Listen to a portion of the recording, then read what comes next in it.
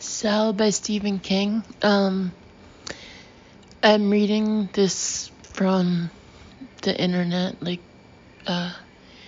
free site. So I'm not sure exactly which section or part or chapter of the book it's in, but the section is KASHWAK, KASHWAK. So chapter 1 of that section. An hour after leaving the picnic area where Ray had shot himself with Clay's gun, they passed a sign reading Northern Counties Expo, October 5th through 15th. Come one, come all. Visit KASHWAK Hall, and don't forget the unique North End. Slots including Texas Hold'em, Indian Bingo. You'll say, wow. Oh my gosh, Clay said the expo. KASHWAK Hall, Christ. If there was ever a place for a flock, that's it. What's an expo? Denise asked. Your basic county fair, Clay said, only bigger than most of them and quite a lot wilder because it's on the TR, which is unincorporated.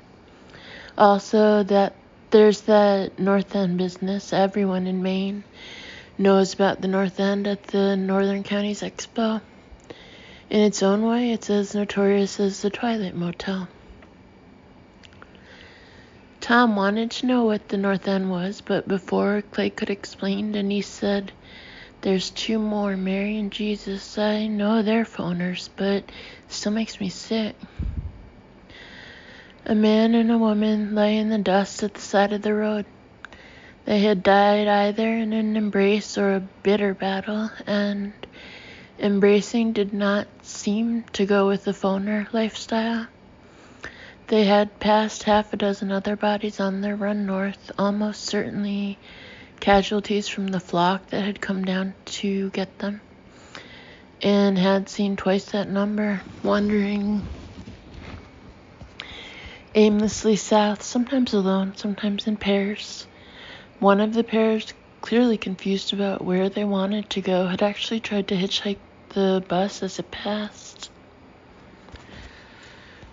Wouldn't it be nice if they'd all either fall out or drop dead before what they've got planned for us tomorrow, Tom said. Don't count on it, Dan said. For every casualty or deserter we've seen 20 or 30 who are still with the program, and who knows how many are waiting in this KASHWAK place. Don't count it out either, Jordan said from his place beside Tom. He spoke a little sharply. A bug in the program, a worm, is not a small thing. It can start out as a minor pain in the ass, and then boom, everything's down. I play this game, Star Mag. Well, I used to play it. And this sore sport out in California got so mad about losing all the time that he put a worm in the system, and it took down all the servers in a week. Almost 500,000 gamers had to computer cribbage because of that jamhead. We don't have a week, Jordan, Denise said. I know, he said. And I know they're not all apt to go wheels up overnight, but it's possible, and I won't stop hoping. I don't want to end up like Ray. He stopped, hoping. A single tear rolled down Jordan's cheek. Tom gave him a hug. You won't end up like Ray, he said. You're going to grow up to be like Bill Gates. I don't want to grow up to be like Bill Gates, Jordan said morosely. I bet Bill Gates had a cell phone. In fact, I bet he had a dozen. He sat up straight. One thing I'd give a lot to know is how so many cell phone transmission towers can still be working when the fucking power's down. FEMA, Dan said hollowly. Tom and Jordan turned to look at him, Tom with a tentative smile on his lips. Even Clay glanced up into the rearview mirror.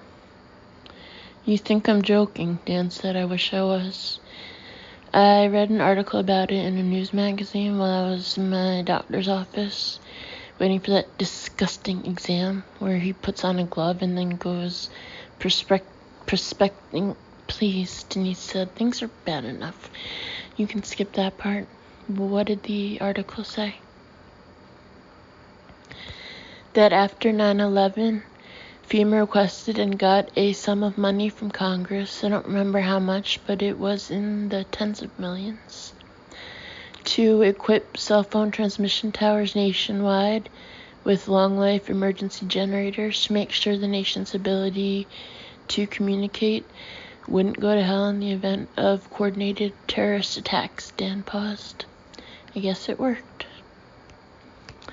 FEMA, Tom said. I don't know whether to laugh or cry. I'd tell you to write your congressman, but he's probably insane, Denise said. He was insane well before the pulse, Tom answered, but he spoke absently. He was rubbing the back of his neck and looking out the window. FEMA, he said. You know, it sort of makes sense, fucking FEMA. Dan said, I'd give a lot just to know why they've made such a business of collaring us and bringing us in. And making sure the rest of us don't follow Ray's example. Denise said, don't forget that. She paused. Not that I would. Suicide's a sin. They can do whatever they want to me here, but I'm going to heaven with my baby. I believe that. The Latin's the part that gives me the creeps, Dan said. Jordan, is it possible that the phoners could take old stuff from before the pulse, I mean, and incorporate it into their new programming? If it fit their, their long-term goals? I guess, Jordan said. I don't really know because we don't know what sort of commands might have been encoded in the pulse. This isn't like ordinary computer programming in any case. It's self-generating, organic, like learning. I guess it is learning. It satisfies the definition the head would say. Only they're all learning together because of the telepathy, Tom said. Right, Jordan agreed. He looked troubled. Why does the Latin give you the creeps? Clay asked, looking at Dan in the rearview mirror. Tom said Latin's the language of justice, and I guess that's true, but this feels much more like vengeance to me. He leaned forward. Behind his glasses, his eyes were tired and troubled, because Latin or no Latin, they can't really think. I'm convinced of that. Not yet, anyway. What they depend on instead of rational thought is a kind of hive mind born out of pure rage. I object, Your Honor. Freudian speculation, Tom said rather merrily. Maybe Freud, maybe Lorenz, Dan said, but give me the benefit of the doubt either way. Would it be surprising for such an entity, such a raging entity, to confuse justice and vengeance? Would it matter? Tom asked. It might to us, Dan said. As someone who once taught a block course on vigilantism in America, I can tell you that vengeance usually ends up hurting more. 2. Not long after this conversation, they came to a place Clay recognized, which was unsettling because he had never been in this part of the state before, except once, in his dream of the mass conversions. Written across the road in broad strokes of bright green paint was KASHWAK equals NOFO. The van rolled over the words at a steady 30 miles an hour as the phoners continued to stream past in their stately, witchy procession on the left.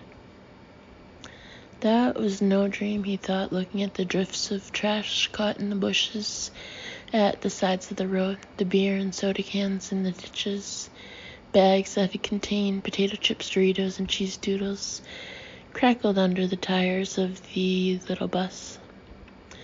The normies stood here in a double line, eating their snacks and drinking their drinks, feeling that funny itch in their heads, that weird sense of a mental hand pushing on their backs, waiting their turns to call some loved one who got lost in the pulse. They stood here and listened to the Raggedy Man say, left and right, 2 lines. That's correct. That's doing it.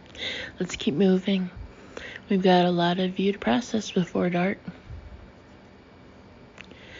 Up ahead, the trees drew back on either side of the road. What had been some farmers' hard-won grazeland for cows or sheep had now been flattened and churned down to bare earth by many passing feet. It was almost as though there had been a rock concert here. One of the tents was gone, blown away, but the other had caught on some trees and flapped in the dull, early evening light like a long brown tongue. I dreamed of this place, Jordan said. His voice was tight.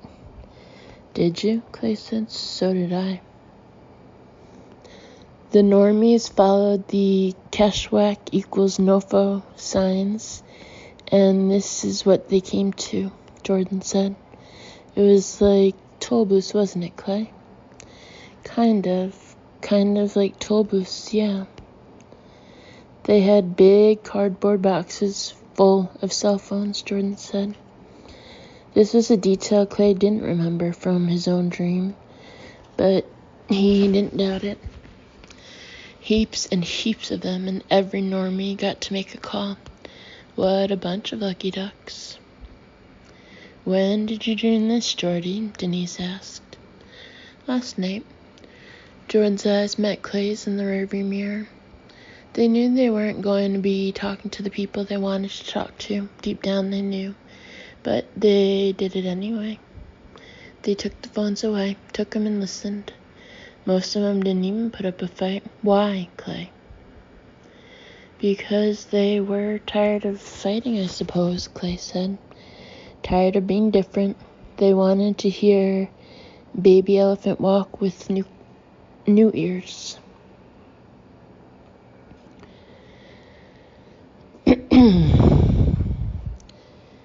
They were past the beaten-down fields where the tents had been. Ahead, a paved by-road split off from the highway. It was broader and smoother than the state road. The foreigners were streaming up this byway and disappearing into a slat in the woods. Looming high above the trees, half a mile or so farther on, was a steel gantry-like structure Clay recognized at once from his dreams. He thought it had to be some sort of amusement attraction, maybe a parachute drop. There was a billboard at the junction of the highway and the by-road, showing a laughing family, Dad, Mom, Sonny, and little sis, walking into a wonderland of rides, games, and agricultural exhibits. Northern Counties Expo Gala Fireworks Show, October 5th. Visit KASHWAK Hall. The North End open 24/7, October 5 through 15. You'll say, wow. Standing below this billboard was the Raggedy Man. He raised one hand and held it out in a stop gesture. Oh, Jesus, Clay thought, and pulled the minibus up beside him. The Raggedy Man's eyes, which Clay hadn't been able to get right in his drawing at Gayton, looked simultaneously dazed and full of malevolent interest. Clay told himself it was impossible for them to appear both ways at the same time, but they did. Sometimes the dazed dullness was foremost in them. A moment later, it seemed to be that weirdly unpleasant avidity. He can't wait to get on with us. But the Raggedy Man did, it seemed. He lifted his hands to the door with the palms pressed together, then opened them. The gesture was rather pretty, like a man indicating this bird has flown, but the hands themselves were black with filth, and the little finger on the left one had been badly broken in what looked like 2 places. These are the new people, Clay thought, telepaths who don't take baths. Don't let him on, Denise said. Her voice was trembling. Clay could see that the steady conveyor movement of the phoners to the left of the bus had stopped. Shook his head. No choice. They peek in your head and find out you're thinking about a fucking cell phone, Ray had said. Had almost snorted. What else is anyone thinking about since October 1st? Hope you're right, Ray, he thought, because it's still an hour and a half until dark. An hour and a half at least. He threw the lever that opened the door, and the Raggedy Man, torn lower lip drooping in its constant sneer, climbed aboard.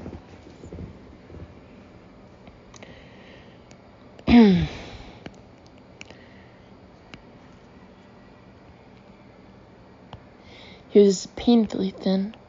The filthy red sweatshirt hung on him like a sack. None of the normies on the bus were particularly clean. Hygiene hadn't been a priority since the 1st of October, but the Raggedy Man gave off a ripe and powerful stench that almost made Clay's eyes water. It was the smell of strong cheese left to sweat it out in a hot room. The Raggedy Man sat down in the seat by the door, the one that faced the driver's seat, and looked at Clay. For a moment there was nothing but the dusty weight of his eyes and that strange, grinning curiosity. Then Tom spoke in a thin, outraged voice Clay had heard him use only once before, when he'd said, "That's it, everybody out of the pool," to the plump, Bible-toting woman who'd started preaching her end-times sermon to Alice. "What do you want from us? You have the world, such as it is. What do you want from us?" The Raggedy Man's ruined mouth formed the word even as Jordan said it. Only that one word, flat and emotionless: justice.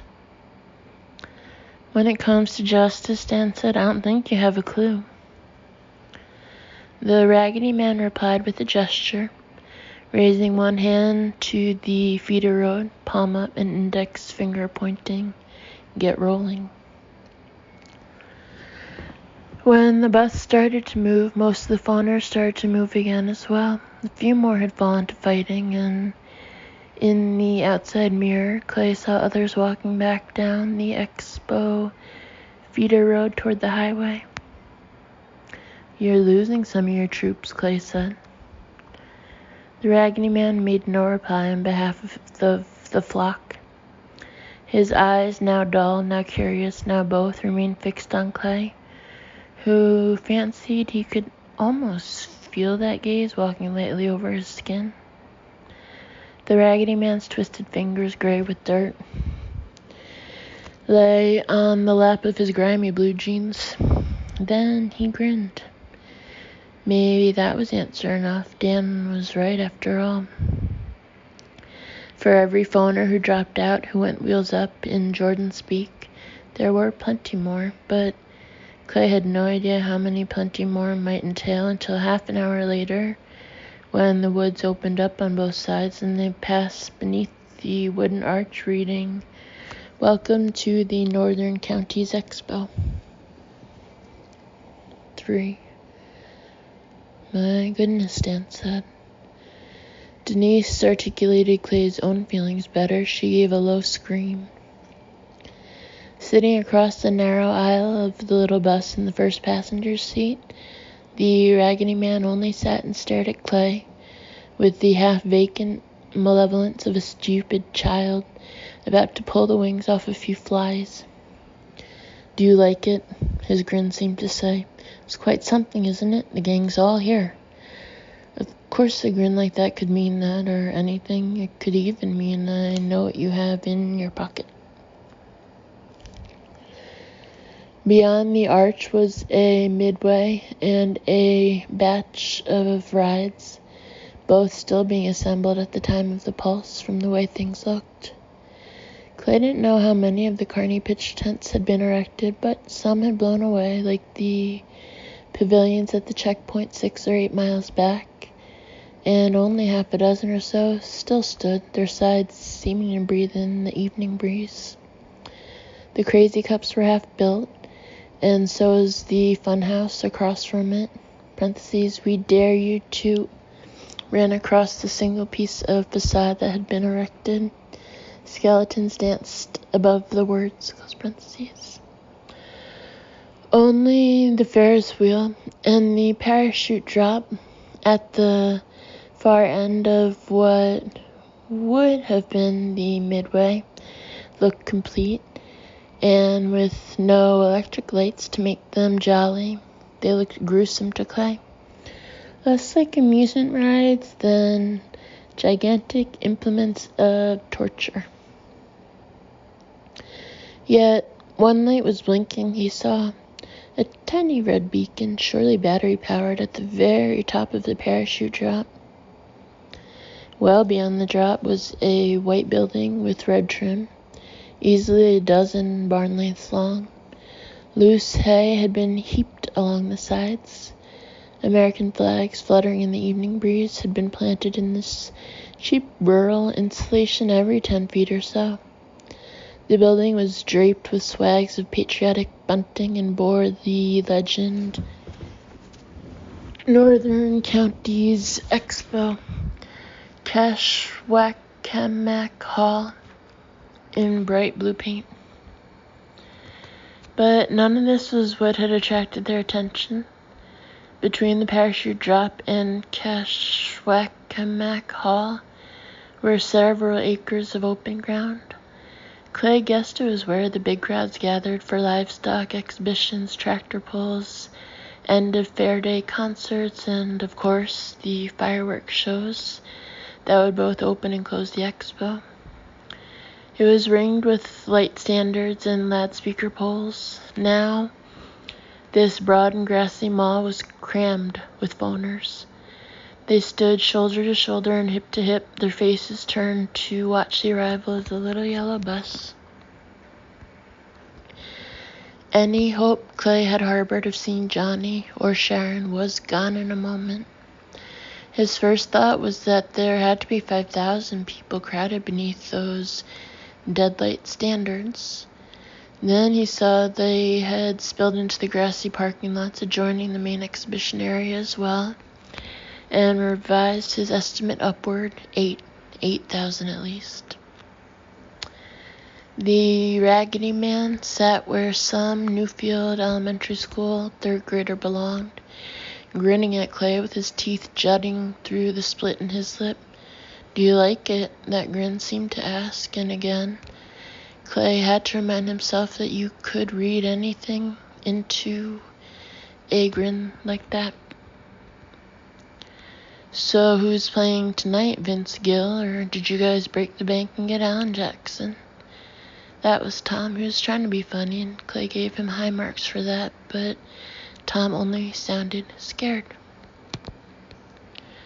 The Raggedy Man was still looking at Clay, and a little vertical crease had appeared in the middle of his brow, as if something puzzled him. Clay drove the minibus slowly up the center of the midway toward the parachute drop and the silent multitude beyond. There were more bodies here. They reminded Clay of how you sometimes found heaps of dead bugs on the windowsills after a sudden cold snap.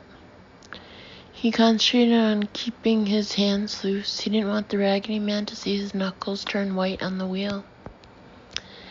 And go slow, nice and easy does it. He's only looking at you. As for cell phones, what else has anyone been thinking about since October 1st? The Raggedy Man raised a hand and pointed one twisted, badly used finger at Clay. "No, foe, you." Clay said in that other voice, insaneness. "Yeah, No foe, me, no foe, none of us. We're all bozos on this bus, Clay said. But you'll fix that, right? The Raggedy Man grinned, as if to say that was right. But the little vertical line was still there, as if something still puzzled him. Maybe something rolling and tumbling around in Clay Riddell's mind. Clay looked up into the rearview mirror as they neared the end of the midway. Tom, you asked me what the North End was, he said. Forgive me, Clay, but my interest seems to have waned, Tom said. Maybe it's the size of the welcoming committee. No, but this is interesting, Clay said a little feverishly. Okay, what is it? Jordan asked. Bless Jordan, curious to the end. The Northern Counties Expo was never a big deal in the 20th century, Clay said. Just your standard little ship-pot Aggie fair with arts, crafts, produce, and animals over there in KASHWAK Hall, which is where they're going to put us from the look of things. He glanced at the Raggedy Man, but the Raggedy Man neither confirmed nor denied. The Raggedy Man only grinned. The little vertical line had disappeared from his forehead. Clay, look out, Denise said in a tight, controlled voice. He looked back through the windshield and stepped on the brake. An elderly woman with infected lacerations on both legs came swaying out of the silent crowd. She skirted the edge of the parachute drop, trampled over several prefab pieces of the funhouse that had been laid out but not erected at the time of the pulse, then broke into a shambling run aimed directly at the school bus. When she reached it, she began to hammer slowly on the windshield with filthy, arthritis-twisted hands. What Clay saw in this woman's face wasn't the avid blankness he'd come to associate with the phoners, but terrified disorientation. And it was familiar. Who are you? Pixie Dark had asked. Pixie Dark, who hadn't gotten a direct blast of the pulse. Who am I? 9 phoners in a neat moving square came after the elderly woman, whose frantic face was less than 5 feet from Clay's own. Her mouth moved, and he heard 4 words, both with his ears and with his mind. Take me with you. We're not going anywhere you want to go, lady, Clay thought. Then the phoners grabbed her and took her back toward the multitude on the grassy mall. She struggled to get away, but they were relentless. Clay caught one flash of her eye and thought they were the eyes of a woman who was in purgatory, only if she was lucky. More likely it was hell. Once more the Raggedy Man held out his hand, palm up and index finger pointing. Roll. The elderly woman had left a handprint, ghostly but visible on the windshield. Clay looked through it and got rolling. 4. Anyhow, he said, until 1999, the expo was no big deal. If you lived in this part of the world and wanted rides and games, carny stuff, you had to go down to the Freiburg Fair. He heard his own voice running as if on a tape loop. Talk for the sake of talk. It made him think of the drivers on the duck boat tours in Boston, pointing out the various sights. Then, just before the turn of the century, the State Bureau of Indian Affairs did a land survey. Everybody knew the expo grounds were right next door to the Saca Basin Res. What that land survey showed was that the north end of KASHWAK Hall was actually on reservation land. Technically, it was in Micmac Indian Territory. The people running the expo were no dummies, and neither were the ones on the Micmac Tribal Council. They agreed to clean out the little shops from the north end of the hall and put in slots. All at once, the Northern Counties Expo was Maine's biggest fall fair. They had reached the parachute drop. Clay started to jog left and guide the little bus between the ride and the half-constructed funhouse, but the Raggedy Man patted his hands on the air, palms down. Clay stopped. The Raggedy Man stood up and turned to the door. Clay threw the lever, and the Raggedy Man stepped off. Then he turned to Clay and made a kind of sweeping, bowing gesture. "What's he doing now?" Denise asked. She couldn't see from where she was sitting. None of them could. "He wants us to get off," Clay said. He stood up. He could feel the cell phone Ray had given him lying hard along his upper thigh. If he looked down, he would see its outline against the blue denim of his jeans. He pulled down the t-shirt he was wearing, trying to cover it. A cell phone so wet, everybody's thinking about them. "Are we going to?" Jordan asked. He sounded scared. "Not much choice," Clay said. "Come on, you guys, let's go to the fair." 5. The Raggedy Man led them toward the silent multitude. It opened for them, leaving a narrow aisle, not much more than a throat, from the back of the parachute drop to the double doors of KASHWAK Hall. Clay and the others passed a parking area filled with trucks. Parentheses, New England Amusement Corp. Was printed on the sides along with the roller coaster logo. Close parentheses. Then the crowd swallowed them. That walk seemed endless to Clay. The smell was nearly insupportable, wild and ferocious, even with the freshening breeze to carry the top layer away. He was aware of his legs moving. He was aware of the Raggedy Man's red hoodie ahead of him, but the hall's double doors with their swags of red, white, and blue bunting seemed to get no closer. He smelled dirt and blood, urine and shit. He smelled fermenting infections, burned flesh, the spoiled egg-white aroma of oozing pus. He smelled clothes that were rotting on the bodies they draped. He smelled something else as well. Some new thing. Calling it madness would have been too easy. I think it's the smell of telepathy, and if it is, we're not ready for it. It's too strong for us. It burns the brain somehow, the way too much current will burn out the electrical system in a car or a... "Help me with her!" Jordan yelled from behind him. "Help me with her, she's fainting." He turned and saw that Denise had gone down on all fours. Jordan was on all fours beside her and had one of her arms over his neck, but she was too heavy for him. Tom and Dan couldn't get forward enough to help. The corridor cutting through the massive phoners was too narrow. Denise raised her head, and for a moment her eyes met Clay's. The look was one of dazed incomprehension. The eyes, those of a slugged steer.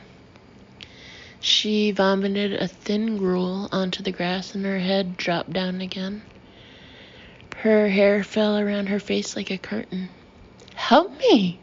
Jordan shouted again. He began to cry. Clay went back and started elbowing phoners in order to get on Denise's other side. "Get out of the way," he shouted. "Get out of the way. She's pregnant. Can't you fools see she's It was the blouse he recognized first.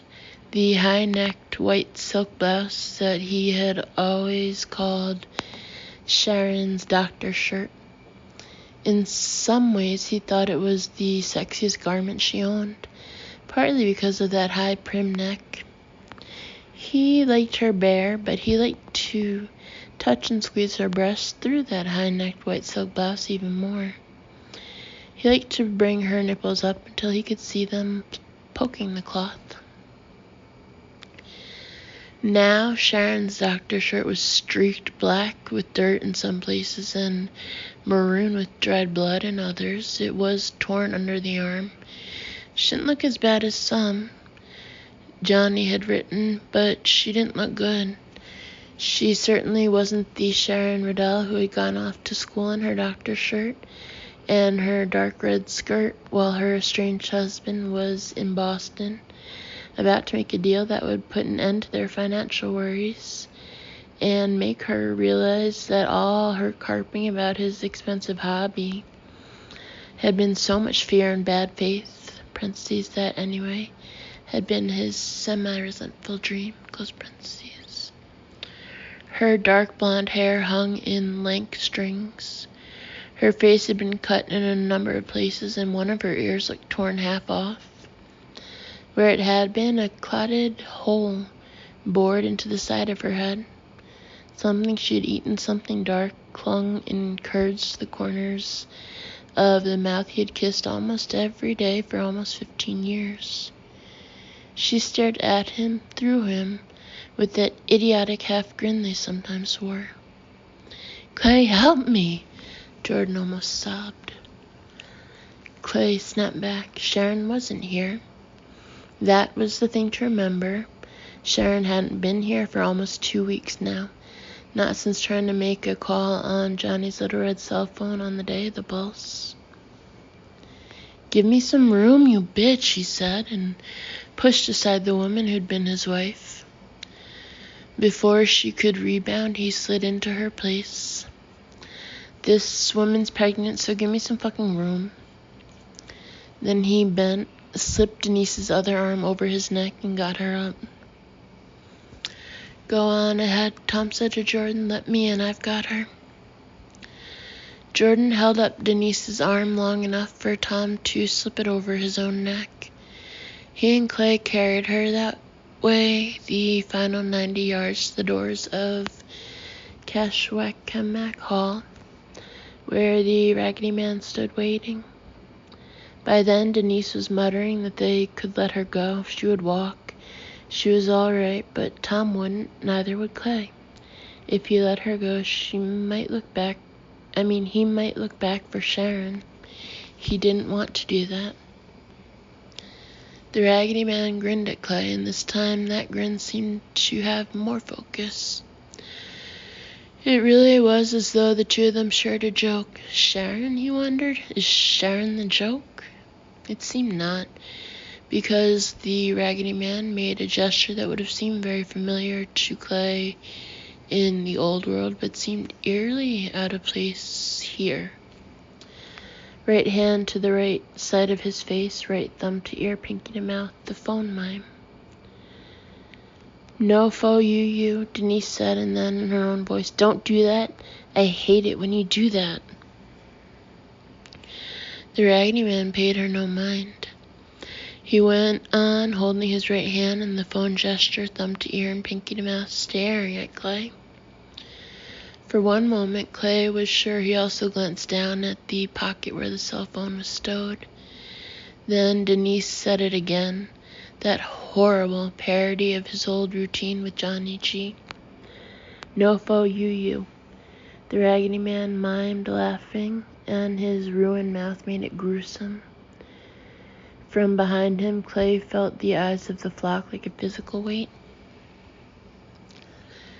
Then the double doors of KASHWAK Hall opened on their own, and the mingled odors that came out, although faint, olfactory ghosts of other years, was still an anodyne to the stink of the flock, spices, jams, hay, and livestock.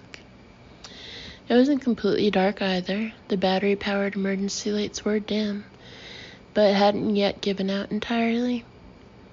Clay thought that was pretty amazing, unless they'd been saved especially for their arrival, and he doubted that. The Raggedy Man wasn't telling. He only smiled and gestured with his hands for them to go in.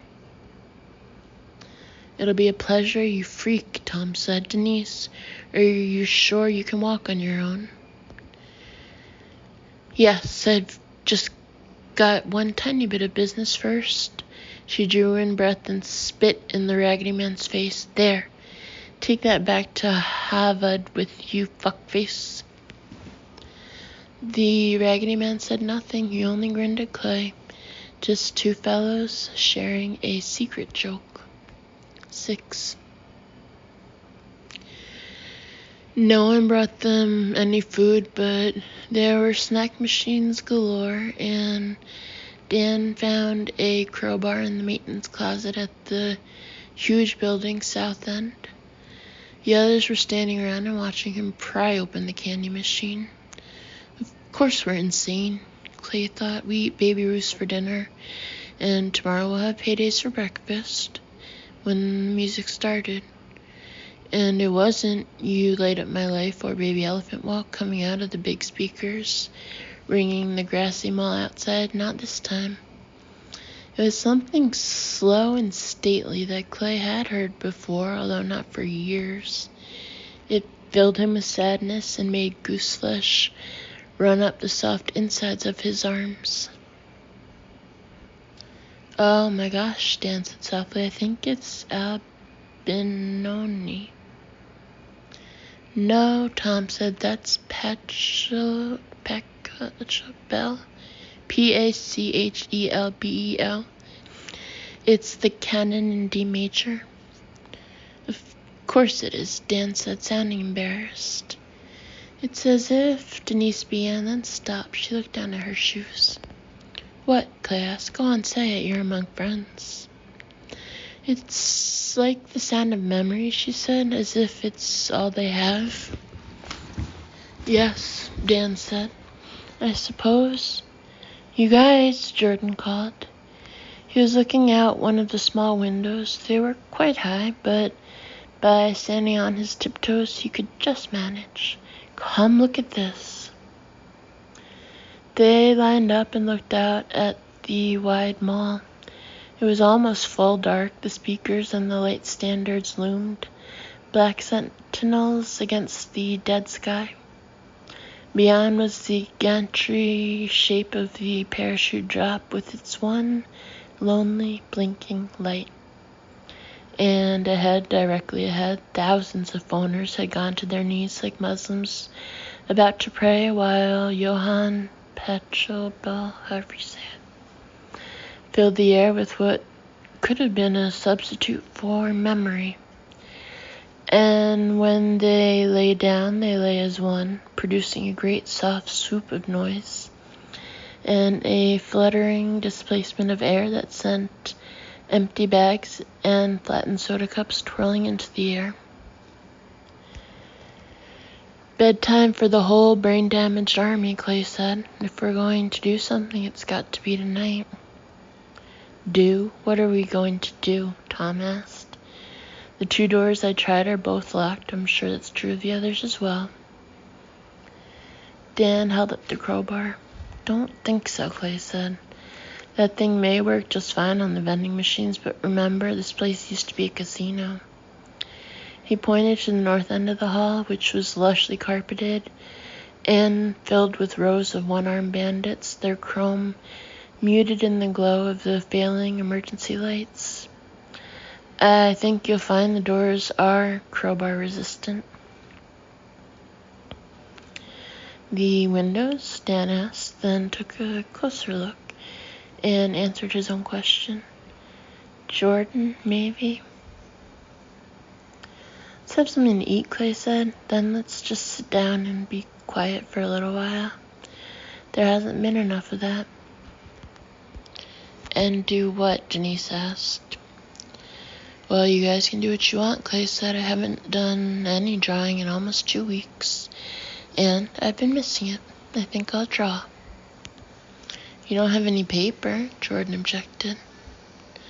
Clay smiled. When I don't have any paper, I draw in my head. Jordan looked at him uncertainly, trying to ascertain whether his leg was being pulled. When he decided it wasn't, he said, that can't be as good as drawing on paper, can it?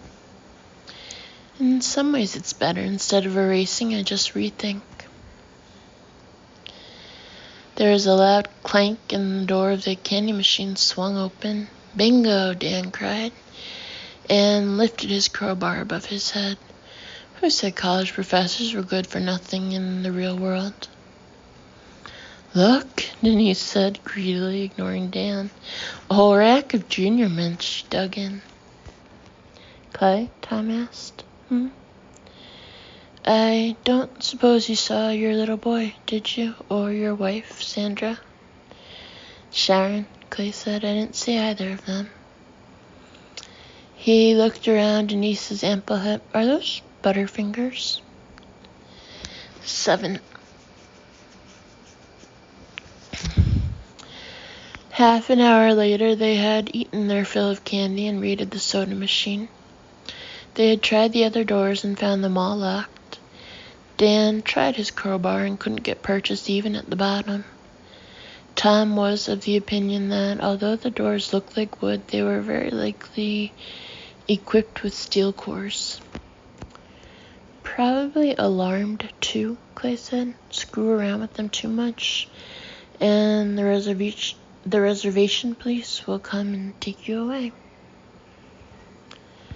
Now the other 4 sat in a little circle on the soft casino carpeting among the slot machines. Clay sat on the concrete with his back against the double doors through which the Raggedy Man had ushered them with that mocking gesture of his.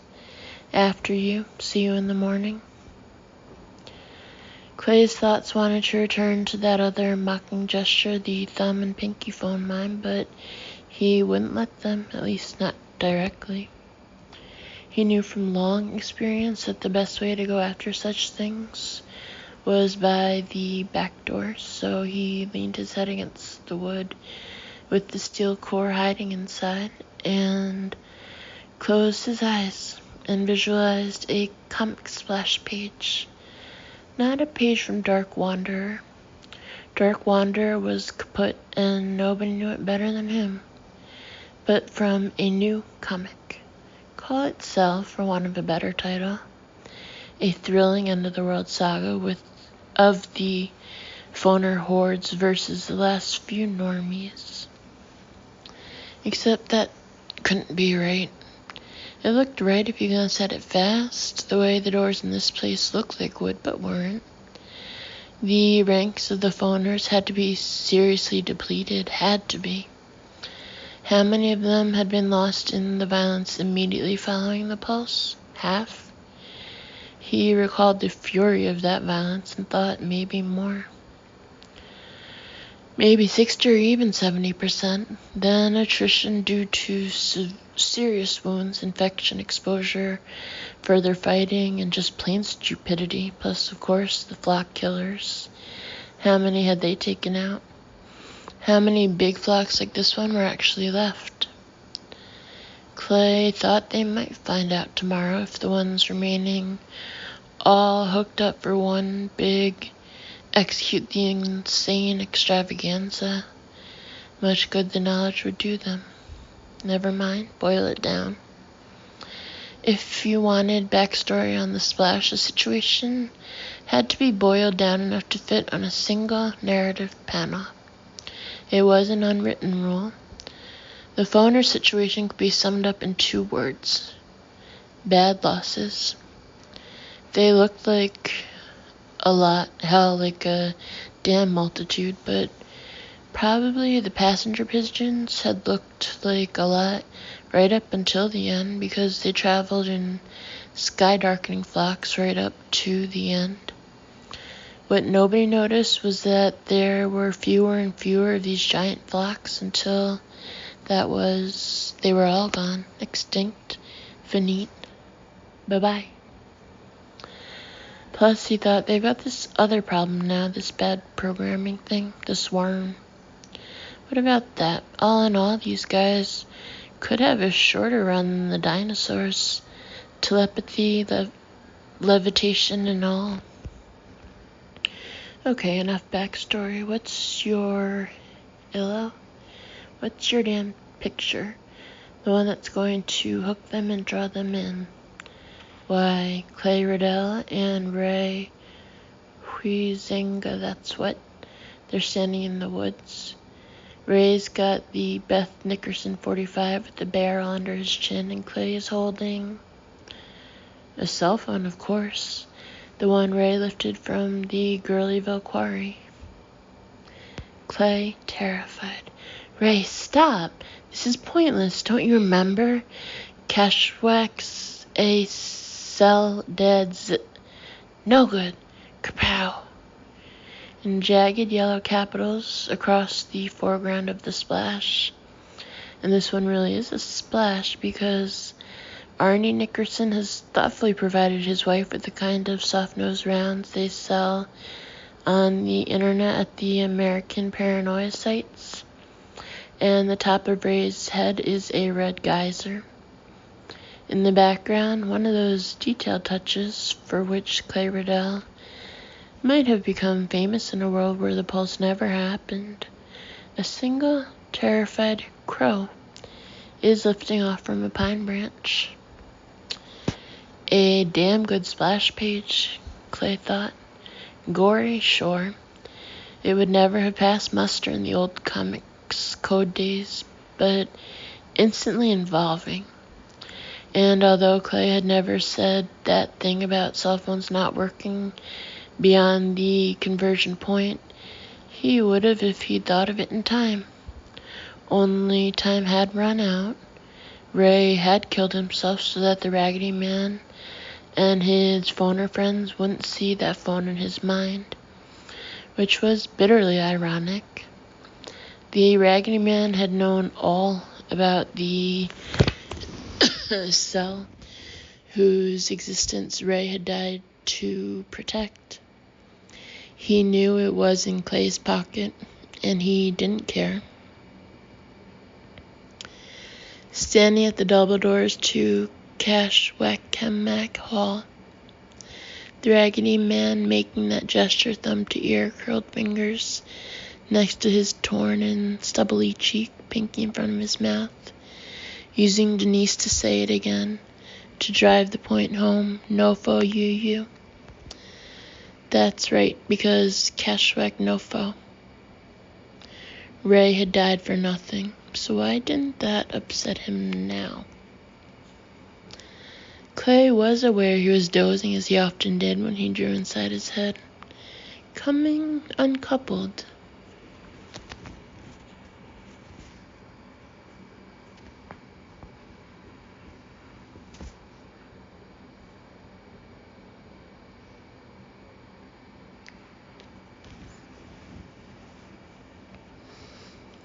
And that was alright, because he felt the way he always did just before picture and story became welded into one. Happy, like people before an anticipated homecoming, before a journey's end and lovers meeting.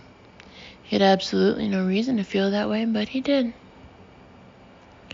Ray Huizenga had died for a useless cell phone. Or was it more than one? Now Clay saw another panel. This one was a flashback panel, you could tell by the scalloped edges. See you on Ray's hand, holding the grimy cell phone and a slip of paper with a telephone number scrawled on it. Ray's thumb obscures everything but the main area code. Ray, OS. When the time comes, call the number on that slip. You'll know the time. I gotta hope you'll know.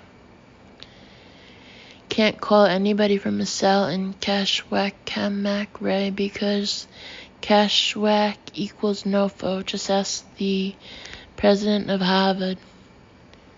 And to drive the point home, here's another flashback panel with those scalloped edges. It's Route 160.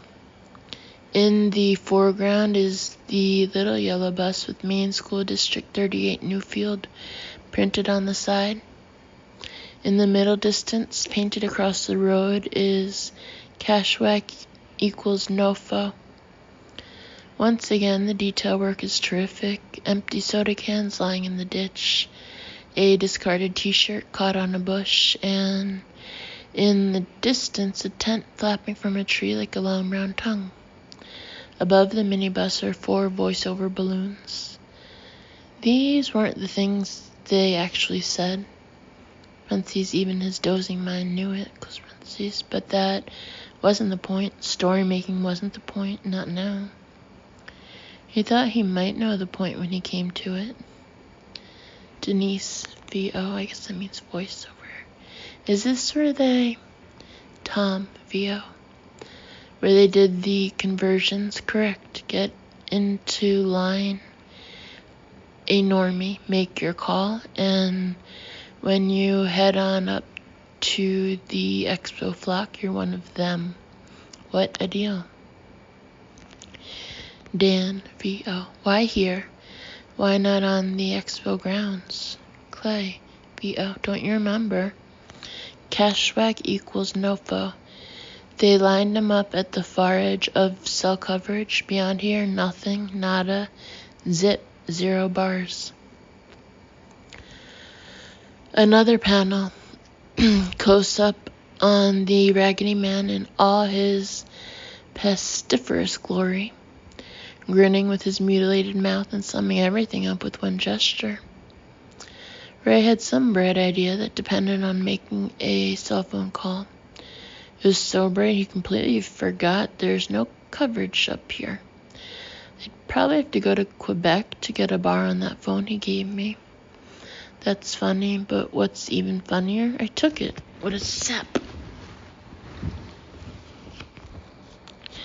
So, whatever Ray had died for was pointless? Maybe, but here was another picture forming. Outside, PACHELBEL had given way to FAURE, and FAURE had given way to Vivaldi, pouring from speakers instead of boomboxes, black speakers against a dead sky with the half-constructed amusement rides in the background. In the foreground, KASHWAK Hall with its bunting and cheap hay insulation. And as the final touch, the little piece of detail work for which Clay Riddell was already becoming known. He opened his eyes and sat up. The others were still in their circle on the carpet at the north end.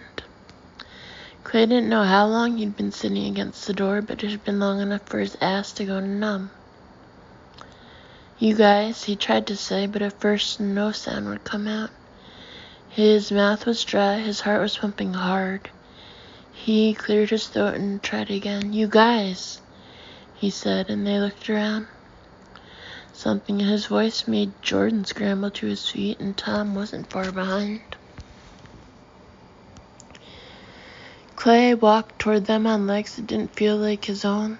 They were half asleep. He took the cell phone out of his pocket as he walked.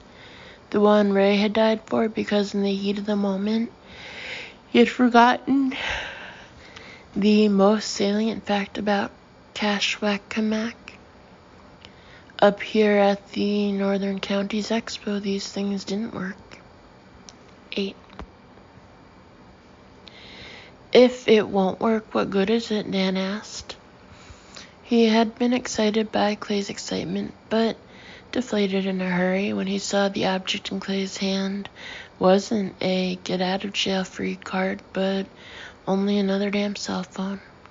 A dirty old Motorola with a cracked casing. The others looked at it with a mixture of fear and curiosity. Bear with me, Clay said. Would you do that? We've got all night, Dan said. He took off his glasses and began to polish them.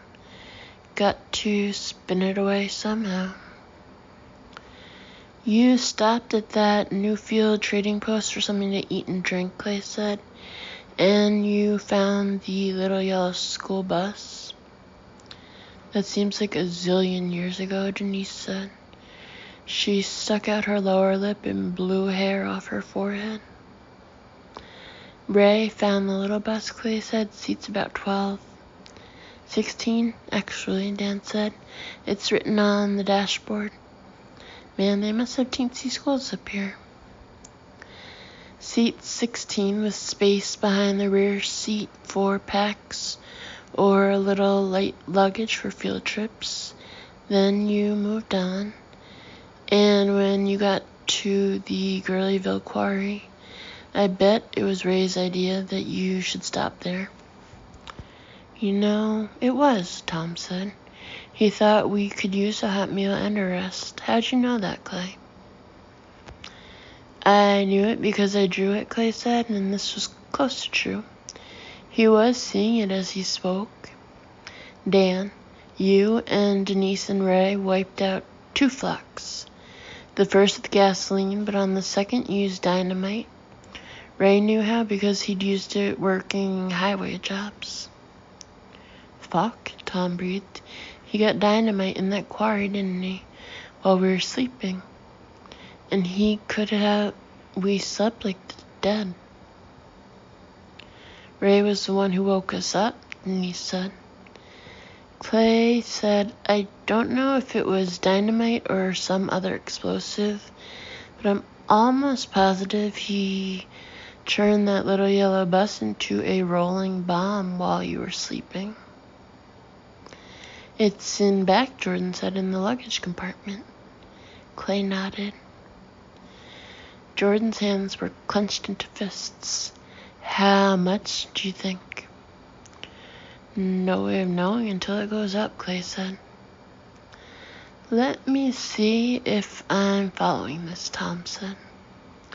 Outside, Vivaldi gave way to Mozart, a little night music.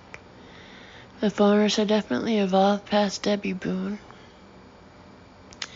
He stowed a bomb in the back of the bus, then somehow rigged a cell phone as a detonator? Clay nodded. That's what I believe. I think he found 2 cells in the quarry office. For all I know, there could have been half a dozen for crew use. Goodness knows they're cheap enough nowadays. Anyway, he rigged one to a detonator on the explosives. It's how the insurgents used to set off roadside bombs in Iraq. He did all that while we were sleeping, Denise asked, and didn't tell us? Clay said he kept it from you so it wouldn't be in your minds. And killed himself so it wouldn't be in his, Dan said. Then he uttered a burst of bitter laughter. Okay, he's a hero. The only thing he forgot is that cell phones don't work beyond the place where they put up their damn conversion tents. I bet they barely work there. Right, Clay said. He was smiling. That's why the Raggedy Man let me keep this phone. He didn't know what I wanted it for. I'm not sure they exactly think anyway. Not like us, they don't, Jordan said, and they never will. But he didn't care because he knew it wouldn't work. I couldn't even pulse myself with it because KASHWAK equals NoFo. NoFo Mimi. Then why the smile? Denise asked. Because I know something he doesn't, Clay said.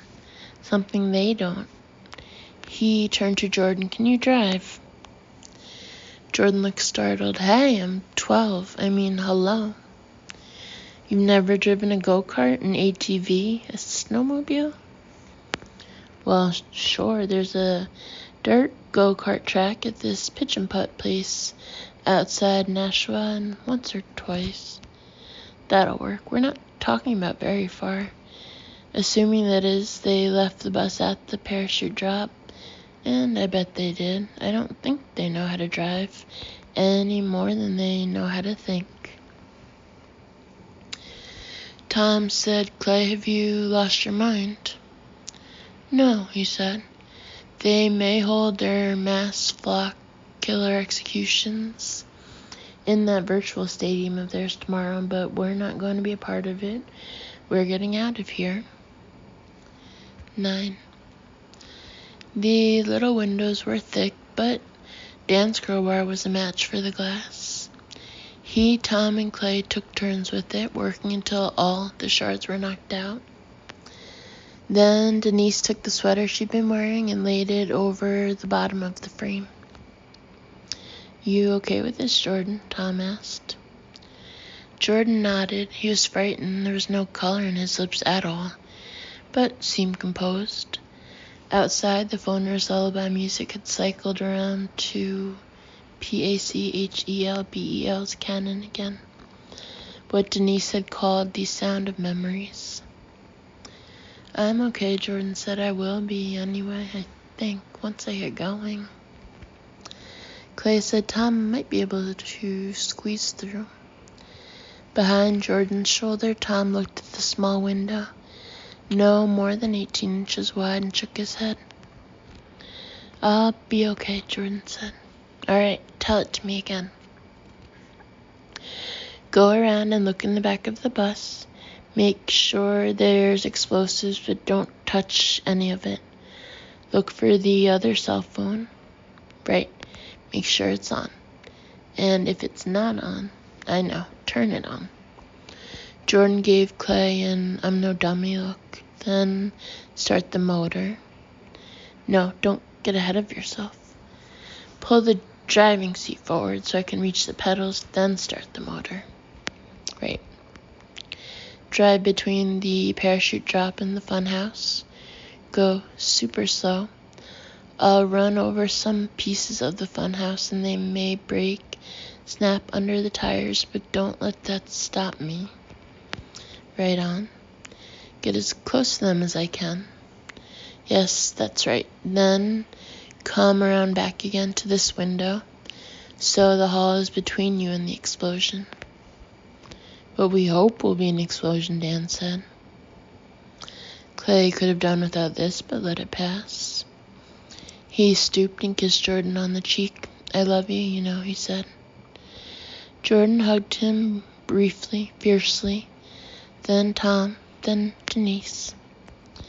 Dan put out his hand, then said, oh, what the hell, and enfolded Jordan in a bear hug. Clay, who had never worn very much to Dan Hartwick, liked him better for that. 10.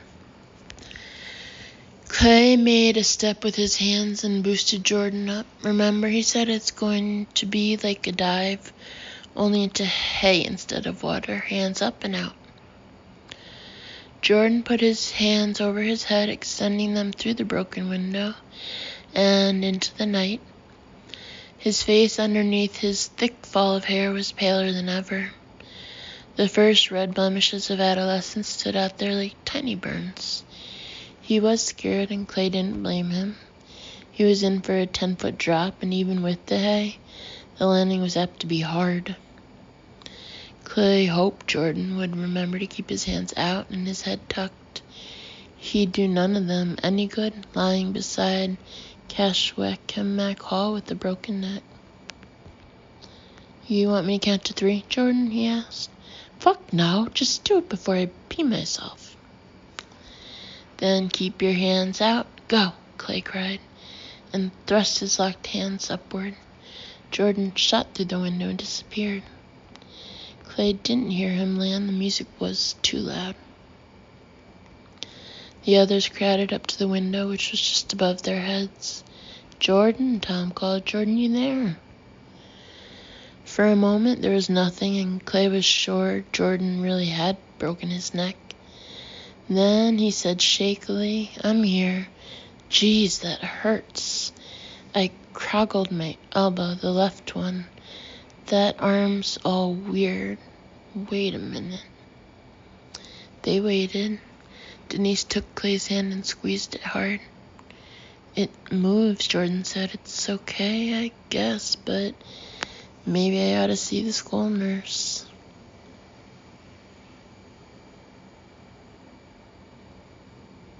They all laughed too hard. Tom had tied the bus's ignition key to a double line of thread from his shirt and the thread to the buckle of his belt.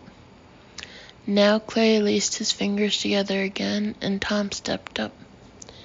I'm going to lower the key to you, Jordan. Ready? Yeah.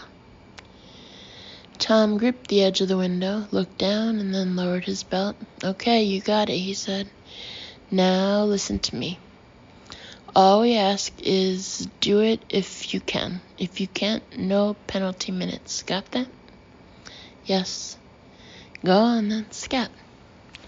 He watched a moment, then said he's on his way. Gosh, help him. He's a brave kid. Put me down. 11. Jordan had gone out on the side of the building away from the roosting flock. Clay, Tom, Denise, and Dan crossed the room to the midway side. The three men tipped the already vandalized snack machine over on its side and shoved it against the wall. Clay and Dan could easily see out the high windows by standing on it, Tom by standing on tiptoes. Clay added a crate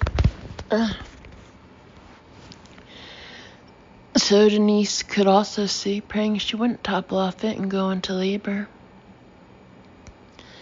They saw Jordan cross the edge of the sleeping multitude, stand there a minute as if debating, and then move off to his left. Clay thought he continued seeing movement long after his rational mind told him that Jordan must be gone, skirting the edge of the massive flock. How long will it take him to get back, do you think? Tom asked. Clay shook his head. He didn't know. It depended on so many variables. The size of the flock was only one of them. What if they looked in the back of the bus? Denise asked. What if Jordy looks in the back of the bus and there's nothing there? Dan asked.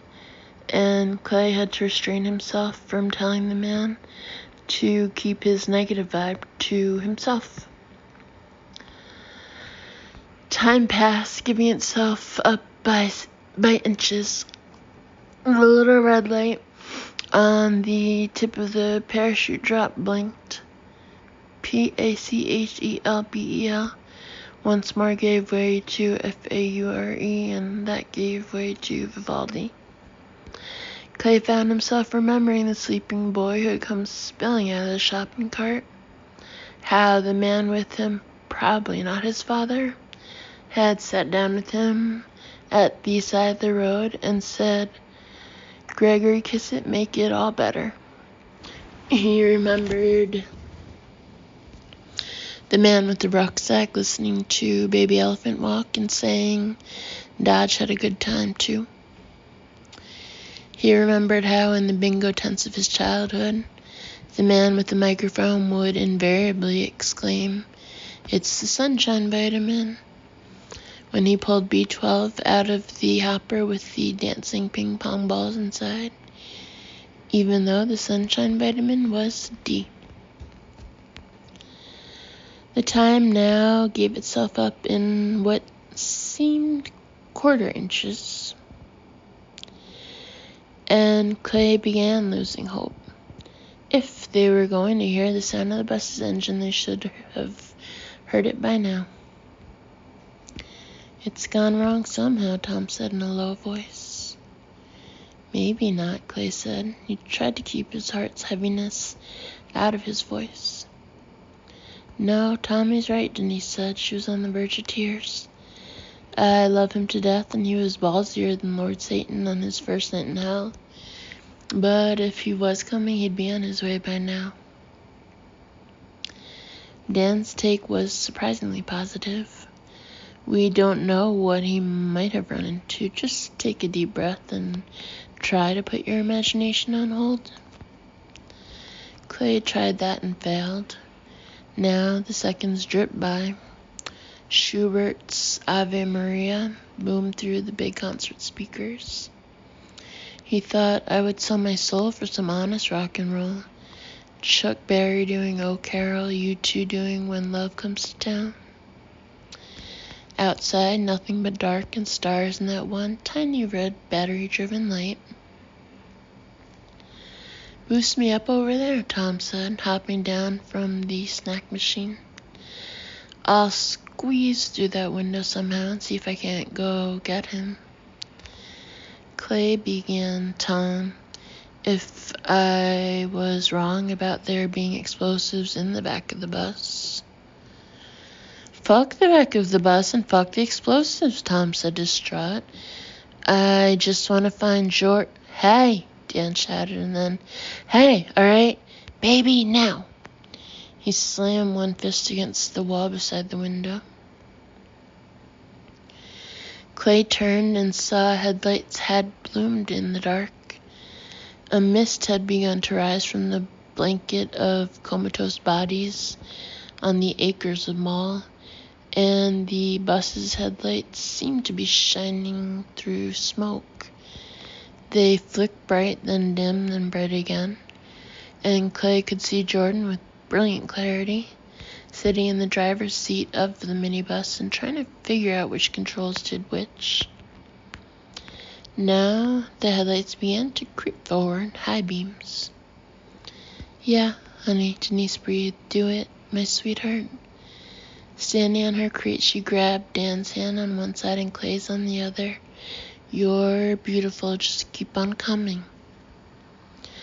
The headlights jogged away from them, now illuminating the trees far to the left of the open space with its carpet of phoners. "What's he doing?" Tom almost moaned. "That's where the side of the funhouse takes a jog," Clay said. "It's all right," he hesitated.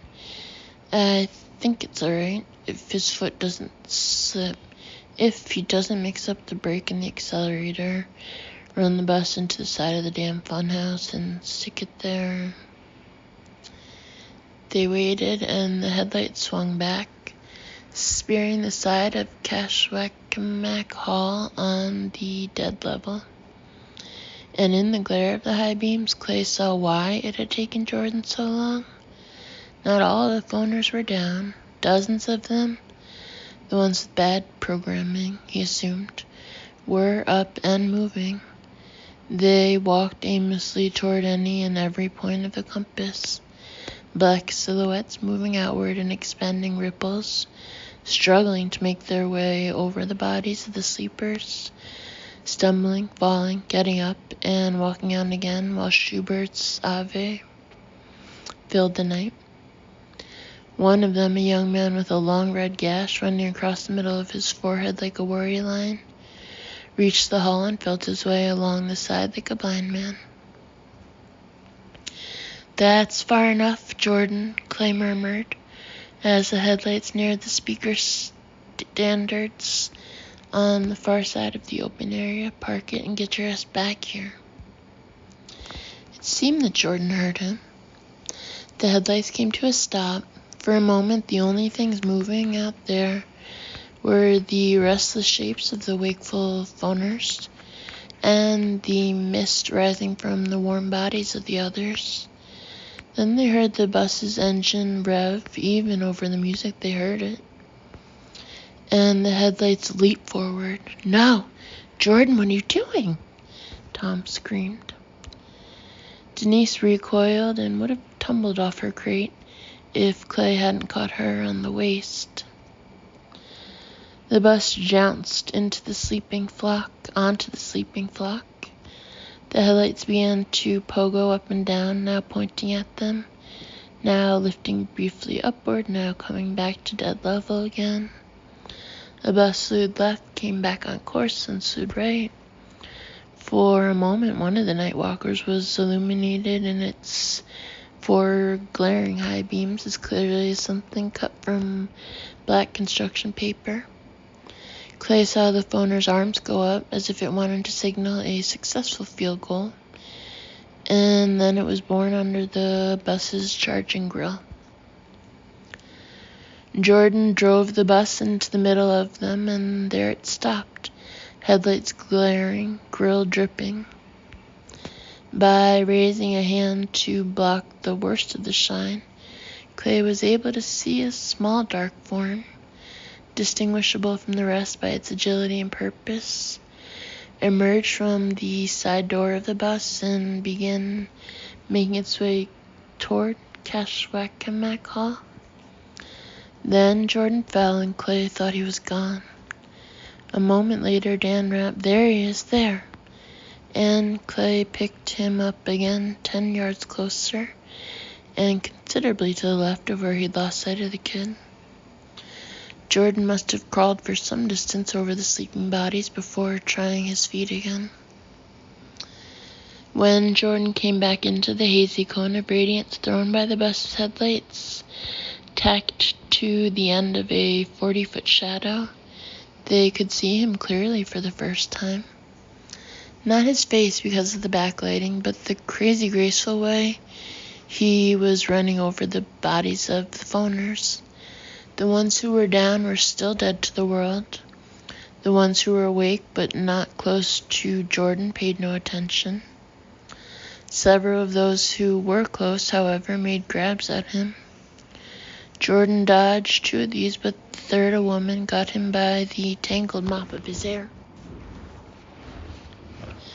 "Let him alone," Clay roared. He couldn't see her, but he was insanely positive it was the woman who had once been his wife. "Let him go." She didn't, but Jordan grabbed her wrist, twisted it, went to one knee, and scrambled past.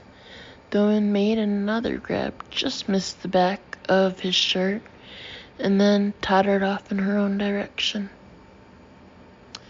Many of the infected phoners Clay saw were gathering around the bus. The headlights seemed to be drawing them.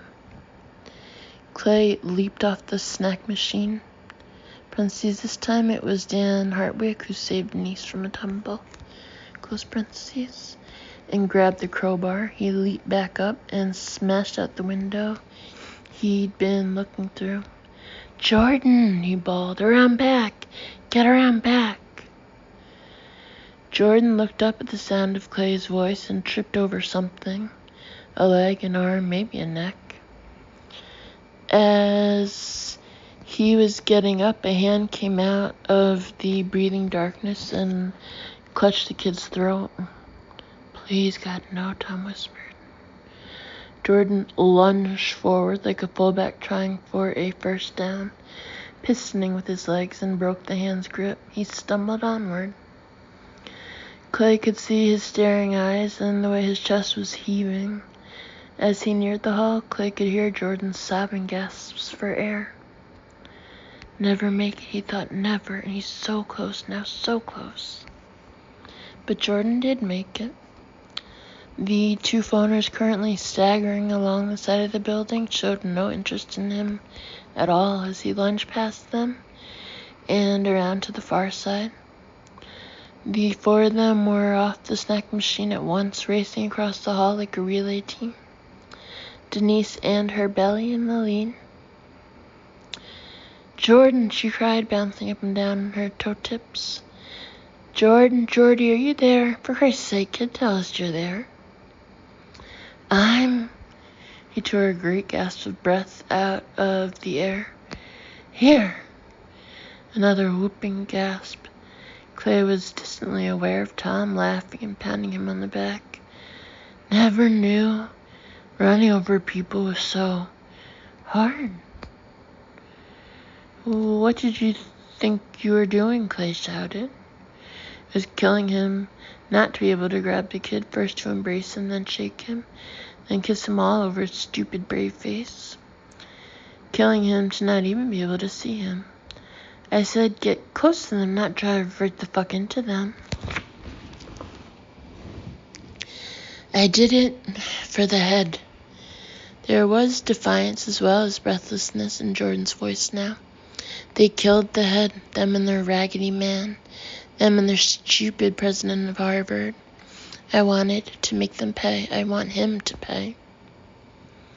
"What took you so long to get going?" Denise asked. "We waited and waited." "There are dozens of them up and around," Jordan said. "Maybe hundreds. Whatever's wrong with them, or right, or just changing, it's spreading really fast now. They're walking every which way, like totally lost. I had to keep changing course. I ended up coming to the bus from halfway down the midway, then..." He laughed breathlessly. "It wouldn't start. Do you believe it? I turned the key and got nothing but a click every time. I just about freaked, but I wouldn't let myself, because I knew the head would be disappointed if I did that." "Ah, Jordy," Tom breathed. "You know what it was. I had to buckle the stupid seatbelt. You don't need them for the passenger seats, but the bus won't start unless the driver's wearing his. Anyway, I'm sorry it took me so long, but here I am." "And may we assume that the luggage compartment wasn't empty?" Dan asked. You can assume the shit out of that. It's full of what looked like red bricks, stacks and stacks of them. Jordan was getting his breath back now. They're under a blanket. There's a cell phone lying on top of them. Ray attached it to a couple of those bricks with an elastic strap like a bungee cord. The phone's on, and it's the kind with a port, like for a fax or so you can download data to a computer. The power cord runs down into the bricks. I didn't see it, but I bet the detonator's in the middle. He grabbed another deep breath, and there were bars on the phones, 3 bars. Clay nodded. He'd been right. KASHWAK was supposed to be a cell dead zone once you got beyond the feeder road leading to the Northern Counties Expo. The phoners had plucked that knowledge from the heads of certain normies and had used it. The KASHWAK equals nofo graffiti had spread like smallpox, but had any of the phoners actually tried making a cell call from the Expo Fairgrounds? Of course not. Why would they? When you were telepathic, phones were obsolete. And when you were one member of the flock, one part of the whole, they became doubly obsolete, if such a thing was possible. But cell phones did work within this one small area. And why? Because the carnies were setting up, that was why. Carnies working for an outfit called the New England Amusement Corporation. And in the 21st century, carnies, like rock concert roadies, touring stage productions, and movie crews on location, depended on cell phones, especially in isolated places where landlines were in short supply. Were there no cell phone towers to relay signals onward and upward? Fine, they would pirate the necessary software and install one of their own. Illegal, of course, but judging by the 3 bars Jordan was reporting, it had been workable, and because it was battery-powered, it was still workable. They had installed it on the Expo's highest point. They had installed it on the tip of the parachute drop. 12. Dan recrossed the hall, got up on the snack machine, and looked out. They're 3 deep around the bus, he reported, 4 deep in front of the headlights. It's like they think there's some big pop star hiding inside. The ones they're standing on must be getting crushed. He turned to Clay and nodded at the dirty Motorola cell phone Clay was now holding. If you're going to try this, I suggest you try it now, before one of them decides to get in and try driving the damn bus away. I should have turned it off, but I thought the headlights would go out if I did, Jordan said, and I wanted them to see by. It's okay, Jordan, Clay said, no harm done. I'm going to... But there was nothing in the pocket from which he'd taken the cell phone. The scrap of paper with the telephone number on it was gone. 13. Clay and Tom were looking for it on the floor, frantically looking for it on the floor. And Dan was dolefully reporting from atop the snack machine that the first phoner had just stumbled on board the bus when Denise bellowed, "Stop! Shut up!" They all stopped what they were doing and looked at her. Clay's heart was fluttering high in his throat. He couldn't believe his own carelessness. Ray died for that, you stupid shit. Part of him kept shouting at the rest of him. He died for it, and you lost it. Denise closed her eyes and put her hands together over her bowed head. Then, very rapidly, she chanted, "Tony, Tony, come around, something's lost that can't be found." "What the fuck is that?" Dan asked. He sounded astonished. "A prayer to St. Anthony," she said calmly. "I learned it in parochial school. It always works." "Give me a break," Tom almost groaned. She ignored him, focusing all her attention on Clay. "It's not on the floor, is it?" I don't think so, no. Another two just got on the bus, Dan reported. And the turn signals are going, so one of them must be sitting at the... Will you please shut up, Dan? Denise said. She's still looking at Clay, still calm. And if you lost it on the bus or outside somewhere, it's lost for good, right? Yes, he said heavily. So we know it's not in either of those places. Why do we know that? Because God wouldn't let it be. I think my head's going to explode, Tom said, in a strangely calm voice. Again, she ignored him. So which pocket haven't you checked? I checked every... Clay began, then stopped. Without taking his eyes from Denise's, he investigated the small watch pocket sewn into the larger right front pocket of his jeans. And the slip of paper was there.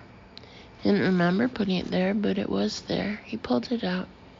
Scrawled on it in the dead man's laborious printing was the number 207-919-9811.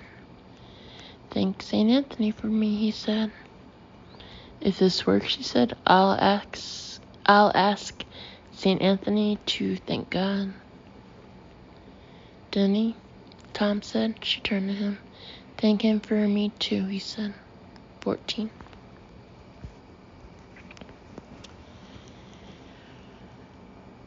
The four of them sat together against the double doors through which they had entered, counting on the steel cores to protect them. Jordan was crouched down in back of the building, below the broken window through which he had escaped. What are we going to do if the explosion doesn't blow any holes in the side of this place? Tom asked. We'll think of something, Clay said. And if Ray's bomb doesn't go off? Dan asked. Drop back 20 yards and punt, and he said, go on, Clay. Don't wait for the theme music. He opened the cell phone, looked at the dark LED readout, and realized he should have checked for bars on this one before sending Jordan out. He hadn't thought of it. None of them had thought of it. Stupid. Almost as stupid as forgetting he'd put the scrap of paper with the number written on it in his watch pocket. He pushed the power button. Now the phone beeped. For a moment there was nothing, and then 3 bars appeared, bright and clear. He punched in the number, then settled his thumb lightly on the button marked call. Jordan, you ready back there? Yes. What about you guys? Clay asked. Just do it before I have a heart attack, Tom said. An image rose in Clay's mind, nightmarish in its clarity. Johnny G lying almost directly beneath the place where the explosives-laden bus had come to rest, lying on his back with his eyes open and his hands clasped on the chest of his Red Sox t-shirt, listening to the music while his mind rebuilt itself in some strange new way. He swept it aside. Tony, come around, he said, for no reason whatever, and then pushed the button that called the cell phone in the back of the minibus. There was time for him to count Mississippi 1 and Mississippi 2 before the entire world outside KASHWAK Hall seemed to blow up, the roar swallowing Tommaso Albinoni's Adagio in a hungry blast. All the small windows lining the flat side of the building blew in. Brilliant crimson light shone through the holes. Then the entire south end of the building tore away in a hail of boards, glass, and swirling hay. The doors they were leaning against seemed to bend backward. Denise wrapped protective arms around her belly. From outside, a terrible hurt screaming began. For a moment, this sound ripped through Clay's head like the blade of a buzzsaw, then it was gone. The screaming in his ears went on. It was the sound of people roasting in hell. Something landed on the roof. It was heavy enough to make the whole building shudder. Clay pulled Denise to her feet. She looked at him wildly, as if no longer sure who he was. "Come on," he was shouting, but could hardly hear his own voice. It seemed to be seeping through wads of cotton. "Come on, let's get out." Tom was up. Dan made it halfway, fell back, tried again, and managed it the second time. He grabbed Tom's hand. Tom grabbed Denise's. Linked three across, they shuffled to the gaping hole at the end of the hall. There they found Jordan standing next to a litter of burning hay and staring at it what a single cell phone had done. 15. The giant's foot that had seemed to stamp the roof of KASHWAK Hall had been a large chunk of school bus. The shingles were burning directly in front of them. Beyond the little pile of blazing hay were a pair of upside-down seats, also burning. Their steel frames had been shredded into spaghetti. Clothes floated out of the sky like big snow. Shirts, hats, pants, shorts, an athletic supporter, a blazing bra.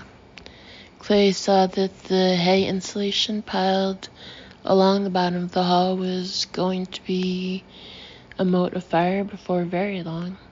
They were getting out just in time. Patches of fire dotted the mall area where concerts, outdoor dances, and various competitions had been held, but the chunks of the exploding bus had swept farther than that. Clay saw flames burning high in trees that had to be at least 300 yards away. Dead south of their position, the funhouse had started to burn, and he could see something. He thought it was probably a human torso, blazing halfway up the strutwork of the parachute drop. The flock itself had become a raw meatloaf of dead and dying phoners. Their telepathy had broken down, although little currents of that strange psychic force occasionally tugged at him, making his hair rise and his fresh flesh crawl. But the survivors could still scream, and they filled the night with their cries. Clay would have gone ahead even if he'd been able to imagine how bad it was going to be. Even in the first few seconds, he made no effort to mislead himself on that score, but this was beyond imagining. The firelight was just enough to show them more than they wanted to see. The mutilations and decapitations were bad. The pools of blood, the littered limbs, but the scattered clothes and shoes with nobody inside them were somehow worse, as if the explosion had been fierce enough to actually vaporize part of the flock. A man walked toward them with his hands to his throat in an effort to stem the flow of blood pouring over and between his fingers. It looked orange in the growing glow of the hall's burning roof, while his intestines swung back and forth at the level of his crotch. More wet loops came sliding out as he walked past them, his eyes wide and unseeing.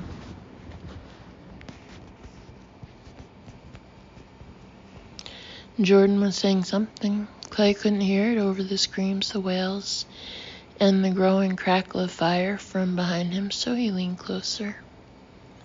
"We had to do it. It was all we could do," Jordan said. He looked at a headless woman, a legless man,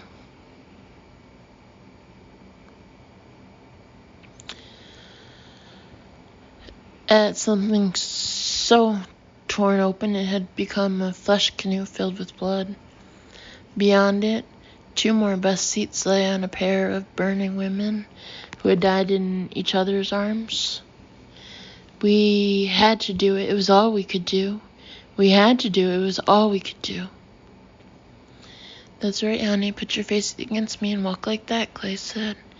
And Jordan immediately buried his face in Clay's side. Walking that way was uncomfortable, but it could be done. They skirted the edge of the Fox campground, moving toward the back of what would have been a completed midway and amusement arcade if the Pulse hadn't intervened. As they went, KASHWAK Hall burned brighter, casting more light on the mall. Dark shapes, many naked or almost naked, the clothes blown right off them, staggered and shambled. Clay had no idea how many. The few that passed close by their little group showed no interest in them. They either continued on toward the midway area or plunged into the woods west of the expo grounds, where Clay was quite sure they would die of exposure unless they could reestablish some sort of flock consciousness. He didn't think they could, partly because of the virus, but mostly because of Jordan's decision to drive the bus right into the middle of them and achieve a maximum kill zone, as they had with the propane trucks. If they'd ever known snuffing one old man could lead to this, Clay thought. And then he thought, but how could they? They reached the dirt lot where the carnies had parked their trucks and campers. Here the ground was thick with snaking electrical cables, and spaces between the campers were filled with the accessories of families who lived on the road. Barbecues, gas grills, lawn chairs, a hammock, a little laundry whirly gig with clothes that had probably been hanging there for almost 2 weeks. Let's find something with the keys in it and get the hell out of here, Dan said. They cleared the feeder road, and if we're careful, I bet we can go north on 160 as far as we want, he pointed. Up there, it's just about all Nofo. Clay had spotted a panel truck with Lem's painting and plumbing on the back. He tried the doors, and they opened. The inside was filled with milk crates, most crammed with various plumbing supplies, but in one he found what he wanted, paint and spray cans. He took 4 of these after checking to make sure they were full or almost full. What are those for? Tom asked. Tell you later, Clay said. Let's get out of here, please, Denise said. I can't stand this. My pants are soaked with blood. She began to cry. They came onto the midway between the Crazy Cups and a half-constructed kiddie ride called Charlie the Choo-Choo. Look, Tom said, pointing. Oh my gosh, Dan said softly. Lying draped across the peak of the train ride ticket booth was the remains of a charred and smoking red sweatshirt, the kind sometimes called a hoodie. A large splotch of blood matted the front around a hole probably made by a chunk of flying school bus. Before the blood took over, covering the rest, Clay could make out 3 letters. The Raggedy Man's last laugh. Har. 16. There's nobody in the fucking thing, and judging by the size of the hole, he had open heart surgery without benefit of anesthetic. And he said, so when you're tired of looking, there's another little parking lot down at the south end of the midway, Tom said. Nice looking cars in that one, boss type cars, we might get lucky. They did, but not with a nice looking car. A small van with Tyco water purification experts was parked behind a number of the nice-looking cars, effectively blocking them in. The Tyco man had considerately left his keys in the ignition, probably for that very reason, and Clay drove them away from the fire, the carnage, and the screams, rolling with slow care down the feeder road to the junction marked by the billboard, showing the sort of happy family that no longer existed, if it ever had. There, Clay stopped and put the gearshift lever in park. One of you guys has to take over now, he said. Why, Clay? Jordan asked, but Clay knew from the boy's voice that Jordan already knew. Because this is where I get out, he said. No. Yes, I'm going to look for my boy. Tom said he's almost certainly dead back there. I'm not meaning to be a hard ass, only realistic. I know that, Tom. I also know there's a chance he's not, and so do you. Jordan said they were walking every which way, like they were totally lost. Denise said, Clay, honey, even if he's alive, he could be wandering around in the woods with half his head blown off. I hate to say that, but you know it's true. Clay nodded. I also know he could have gotten out earlier while we were locked up and started down the road to Gurleyville. A couple of others made it that far. I saw them, and I saw others on the way. So did you. No arguing with the artistic mind, is there? Tom asked sadly. No, Clay said. But I wonder if you and Jordan would step outside with me for a minute. Tom sighed. Why not? He said. 17. Several phoners, looking lost and bewildered, walked past them as they stood by the side of the little water purification van. Clay, Tom, and Jordan paid no attention to them, and the phoners returned the favor. To the northwest, the horizon was a brightening red-orange as KASHWAK Hall shared its fire with the forest behind it. No big goodbyes this time, Clay said, affecting not to see the tears in Jordan's eyes. I'm expecting to see you again. Here, Tom, take this. He held out the cell phone he'd used to set off the blast. Tom took it. Go north from here. Keep checking that thing for bars. If you come to road reefs, abandon what you're driving, walk until the road's clear, then take another car or truck and drive again. You'll probably get transmission bars around the Rangeley area. That was boating in the summer, hunting in the fall, skiing in the winter. But beyond there, you should be in the clear, and the days should be safe. I bet they're safe now, Jordan said, wiping his eyes. Clay nodded. You might be right. Anyway, use your judgment. When you get 100 or so miles north of Rangeley, find a cabin or a lodge or something. Fill it with supplies and lay up for the winter. You know what the winter's going to do to these things, don't you? If the flock mine falls apart and they don't migrate, almost all of them will die, Tom said. Those north of the Mason-Dixon line, at least. I think so, yeah. I put those cans of spray paint in the center console. Every 20 miles or so, spray TJD on the road nice and big. Got it? TJD, Jordan said, for Tom, Jordan, Dan, and Denise. Right. Make sure you spray it extra big with an arrow if you change roads. If you take a dirt road, spray it on trees. Always on the right-hand side of the road. That's where I'll be looking. Have you got that? Always on the right, Tom said. Come with us, Clay, please. No.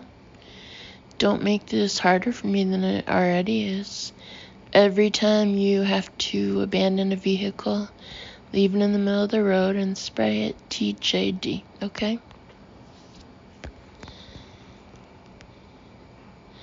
Okay, Jordan said, you better find us. I will. This is going to be a dangerous world for a while, but not quite as dangerous as it's been. Jordan, I need to ask you something. Alright. If I find Johnny, and the worst that's happened to him is a trip through their conversion point, what should I do? Jordan gaped. How would I know? Jesus, Clay. Jesus. You knew they were rebooting, Clay said. I made a guess. Clay knew it had been a lot more than that, a lot better than that. He also knew Jordan was exhausted and terrified. He dropped to one knee in front of the boy and took his hand. "Don't be afraid. Can't be any worse for him than it already is. Heaven knows it can't." "Clay, Jordan looked at Tom. "People aren't like computers, Tom. Tell him." "But computers are like people, aren't they?" Tom said. "Because we build what we know. You knew about the reboot, and you knew about the worm. So tell him what you think. He probably won't find the kid anyway. If he does," Tom shrugged, like he said, "how much worse can it be?" Tom thought about this, biting his lip. He looked terribly tired, and there was blood in his shirt. "Are you guys coming?" Dan called. "Give us another minute," Tom said. And then in a softer tone, "Jordan." Jordan was quiet a moment longer. Then he looked at Clay and said, "You'd need another cell phone, and you'd need to take him to a place where there's coverage." And then it's next section, saved a system. 1. Clay stood in the middle of Route 160 in what would have been the billboard's shadow on a sunny day, and watched the taillights until they were out of sight. He couldn't shake the idea that he would never see Tom and Jordan again. "Fading roses," his mind whispered. But he refused to let it grow into a premonition. They had come together twice after all, and didn't people say the third time was the charm? A passing phoner bumped him. It was a man with blood congealing on one side of his face. The first injured refugee from the Northern Counties Expo that he'd seen. He would see more if he didn't stay ahead of them, so he set off along Route 160, heading south again. He had no real reason to think his kid had gone south, but hoped that by some vestige of Johnny's mind, his old mind, told him home lay in that direction, and it was a direction Clay knew, at least. About half a mile south of the feeder road, he encountered another phoner. This one, a woman who was pacing rapidly back and forth across the highway like a captain on the foredeck of her ship. She looked around at Clay with such sharp regard that he raised his hands, ready to grapple with her if she attacked him. She didn't. "Who, Fada?" she asked, and in his mind quite clearly he heard, "Who fell? Daddy, who fell?" "I don't know," he said, easing past her. "I didn't see." "Where now?" she asked, pacing more furiously than ever. And in his mind he heard, "Where am I now?" This he made no attempt to answer, but in his mind he thought of Pixie Dark asking, "Who are you? Who am I?"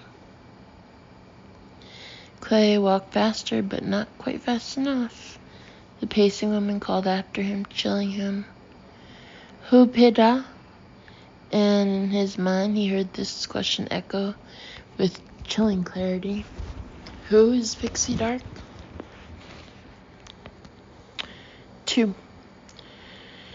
There was no gun in the first house he broke into, but there was a long-barreled flashlight, and he shone it on every straggling phoner he encountered, always asking the same question, trying simultaneously to throw it with his mind, like a magic lantern slide on a screen. "Have you seen a boy?" He got no answers and heard only fading fragments of thought in his head. At the second house there was a nice Dodge Ram in the driveway, but Clay didn't dare take it. If Johnny was on this road, he'd be walking. If Clay was driving, he might miss his boy, even if he was driving slow.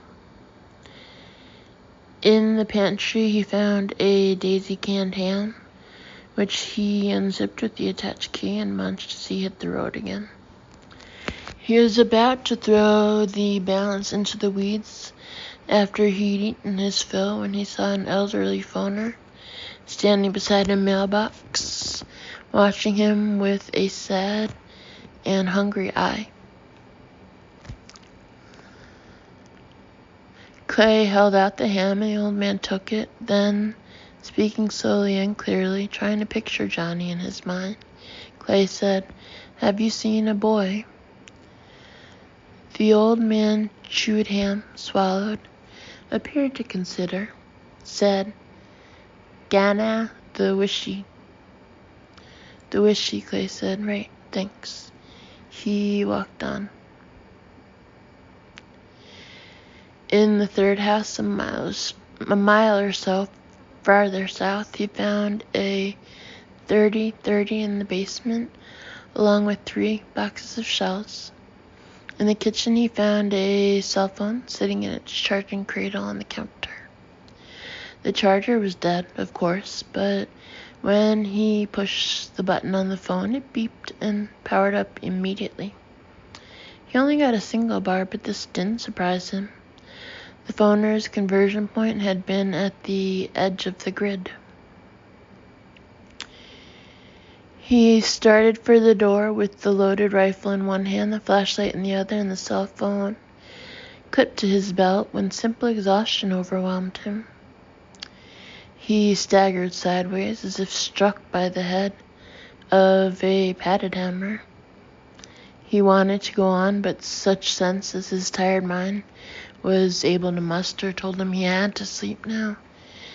And maybe sleep even made sense. If Johnny was out here, the chances were good he was sleeping too.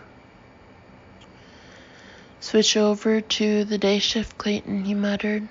"You're not going to find jack shit in the middle of the night with a flashlight." It was a small house, the home of an elderly couple, he thought, judging by the pictures in the living room and the single bedroom and the rail surrounding the toilet in the single bathroom. The bed was neatly made. He lay down on it without opening the covers, only taking off his shoes. And once he was down, the exhaustion seemed to settle on him like a weight. He could not imagine getting up for anything. There was a smell in the room, some old woman's sachet, he thought. S-A-C-H-E-T. A grandmotherly smell.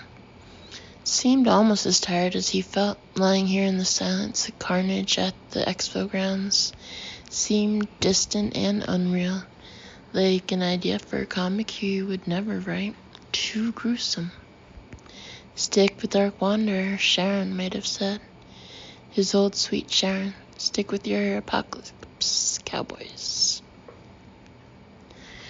His mind seemed to rise and float above his body. It returned lazily, without hurry, to the 3 of them standing beside the Tyco water purification van, just before Tom and Jordan had climbed back aboard. Jordan had repeated what he'd said back at Gayton, about how human brains were really just big old hard drives, and the pulse had wiped them clean. Jordan said the pulse had acted on human brains like an EMP.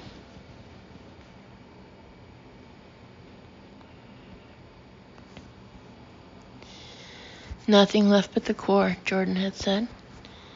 And the core was murder.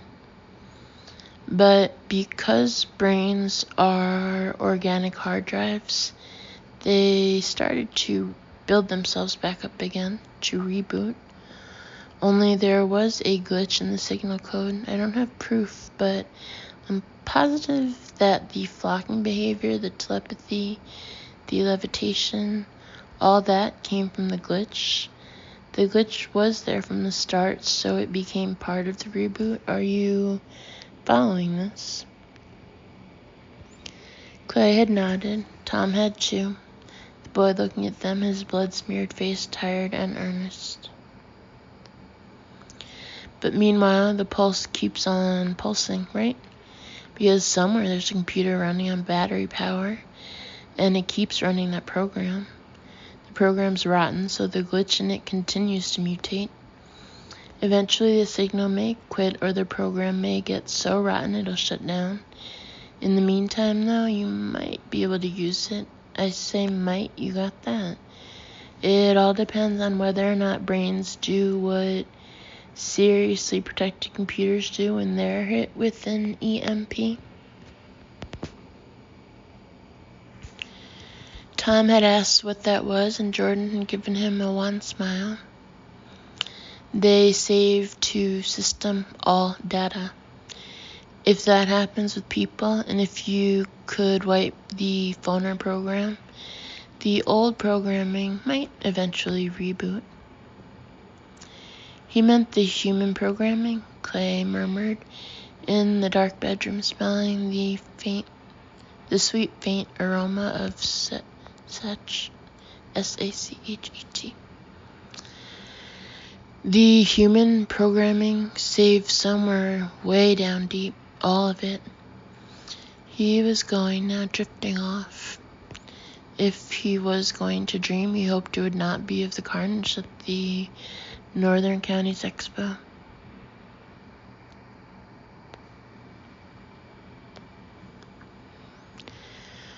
His last thought before sleep took him was that maybe, in the long run, the phoners would have been better. Yes, they had been born in violence and in horror, but birth was usually difficult, often violent, and sometimes horrible. Once they had begun flocking and mind-melding, the violence had subsided. So far as he knew, they hadn't actually made war on the normies, unless one considered forcible conversion an act of war. The reprisals following the destruction of their flocks had been gruesome, but perfectly understandable. If left alone, they might eventually have turned out to be better custodians of the earth than the so-called normies. They certainly wouldn't have been falling all over themselves to buy gas-guzzling SUVs, not with their levitation skills, parentheses, or with their rather primitive consumer appetites for that matter. Close parentheses. Hell, even their taste in music had been improving at the end. But what choice did we have, Clay thought. Survival is like love, both are blind. Sleep took him then, and he didn't dream of the slaughter at the expo. He dreamed he was in a bingo tent, and as the caller announced B12, it's the sunshine vitamin, he felt a tug on the leg of his pants. He looked under the table. Johnny was there smiling up at him, and somewhere a phone was ringing.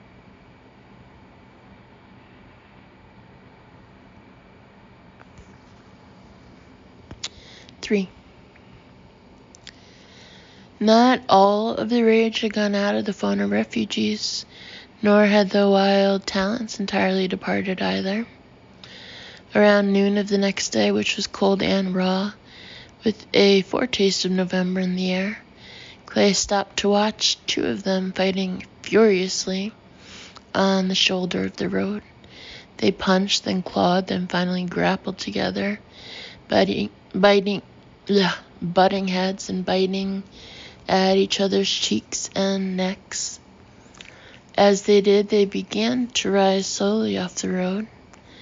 Clay watched, mouth hanging open, as they attained a height of approximately 10 feet, still fighting, their feet apart and braced as if standing on an invisible floor. Then one of them sank his teeth into the nose of his opponent, who was wearing a ragged, blood-stained t-shirt with the words "Heavy Fuel" printed across the front. Nosebiter pushed Heavy Fuel backward. Heavy Fuel staggered, then dropped like a rock down a well. Blood streamed upward from his ruptured nose as he fell. Nosebiter looked down, seemed to realize for the first time that he was a second story's height above the road, and went down himself, like Dumbo losing his magic feather, Clay thought. Nosebiter wrenched his knee and lay in the dust, lips pulled back from his blood-stained teeth, snarling at Clay as he passed.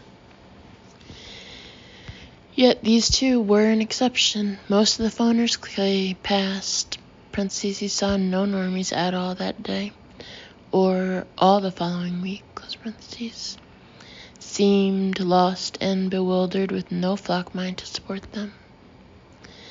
Clay thought again and again of something Jordan had said before getting back in the van and heading into the Northwoods where there was no cell phone coverage.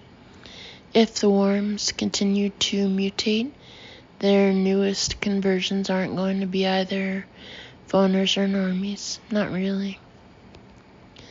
Clay thought that meant like Pixie Dark, only a little further gone. Who are you? Who am I? He could see these questions in their eyes, and he suspected. No, he knew. It was these questions they were trying to ask when they spouted their gibberish. He continued to ask, have you seen a boy? And to try to send Johnny's picture, but he had no hope of an answer that made sense now. Most times he got no answer at all. He stayed the next night in a trailer about 5 miles north of Gurleyville, and the next morning at a little past 9, he spied a small figure sitting on the curb outside the Gurleyville Cafe in the middle of the town's one-block business district. It can't be, he thought, but he began to walk faster. And when he got a little closer, close enough to be almost sure that the figure was that of a child and not just a small adult, he began to run. His new pack began to bounce up and down on his back. His feet found the place where Gurleyville's short length of sidewalk commenced and began clapping on the concrete. It was a boy, a very skinny boy, with long hair almost down to the shoulders of his Red Sox t-shirt. Johnny! Clay shouted, Johnny! Johnny G! The boy turned toward the sound of the shout, startled. His mouth hung open in a vacant gawp. There was nothing in his eyes but vague alarm. He looked as if he was thinking about running, but before he could even begin to put his legs in gear, Clay had swept him up and was covering his grimy, unresponsive face and slack mouth with kisses. Johnny, Clay said, Johnny, I came for you, I did. I came for you, I came for you.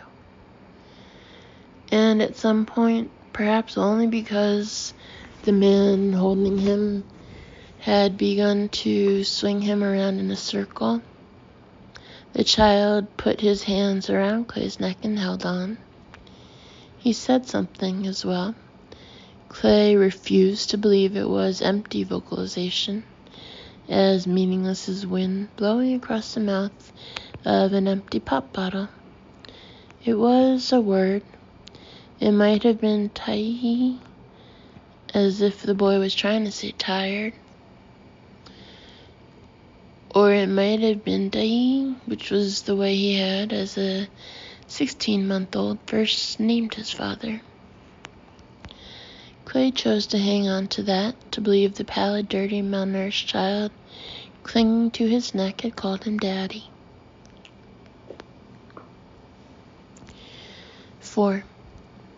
It was little enough to hang on to, he thought a week later. One sound that might have been a word, one word that might have been Daddy. Now the boy was sleeping on a cot in a bedroom closet because Johnny would settle there and because Clay was tired of fishing him out from under the bed. The almost womb-like confines of the closet seemed to comfort him. Perhaps it was part of the conversion he and the others had been through. Some conversion. The phoners at KASHWAK had turned his son into a haunted moron without even a flock for comfort. Outside, under a gray evening sky, snow was spitting down. A cold wind scented up Springvale's lightless main street and undulating snakes. It seemed too early for snow, but of course it wasn't, especially this far north. When it came before Thanksgiving, you always griped, and when it came before Halloween, you griped double. And then somebody reminded you that you were living in Maine, not on the Isle of Capri. He wondered where Tom, Jordan, Dan, and Denise were tonight. He wondered how Denise would do when it came time to have her baby. He thought she'd probably do okay. Tough as a boiled owl, that one. He wondered if Tom and Jordan thought about him as often as he thought about them, and if they missed him as much as he missed them. Jordan's solemn eyes, Tom's ironic smile. He hadn't seen half enough of that smile. What they'd been through hadn't been all that funny.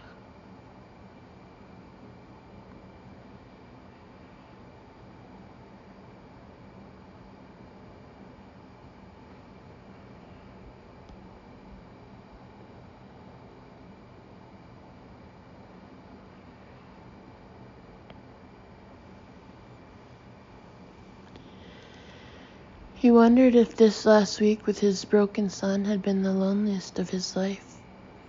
He thought the answer to that was yes. Clay looked down at the cell phone in his hand. More than anything else, he wondered about that, whether to make one more call. There were bars on its little panel when he powered up, 3 good bars, but the charge wouldn't last forever, and he knew it. Nor could he count on the pulse to continue forever. The battery sending the signal up to the corn satellites, parentheses if that was what was happening, and if it was still happening, close parentheses, might give out. Or the pulse might mutate into no more than a simple carrier wave, an idiot hum, or the kind of high-pitched shriek you used to get what you called someone's fax line by mistake. Snow on the 21st of October. Was it the 21st? He lost track of the days. One thing he knew for sure was that the phoners would be dying out there more every night. Johnny wouldn't have been one of them if Clay hadn't searched and found him. The question was, what had he found? What had he saved? Daddy? Maybe. Certainly the kid hadn't said anything even remotely resembling a word since then. He had been willing to walk with Clay, but he'd also been prone to wandering off in his own direction.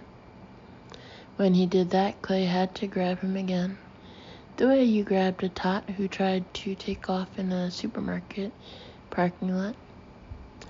Each time Clay did this, he couldn't help thinking of a wind-up robot he'd had when he was a kid, and how it would always find its way into a corner and stand there marching its feet uselessly up and down until you turned it back toward the middle of the room again.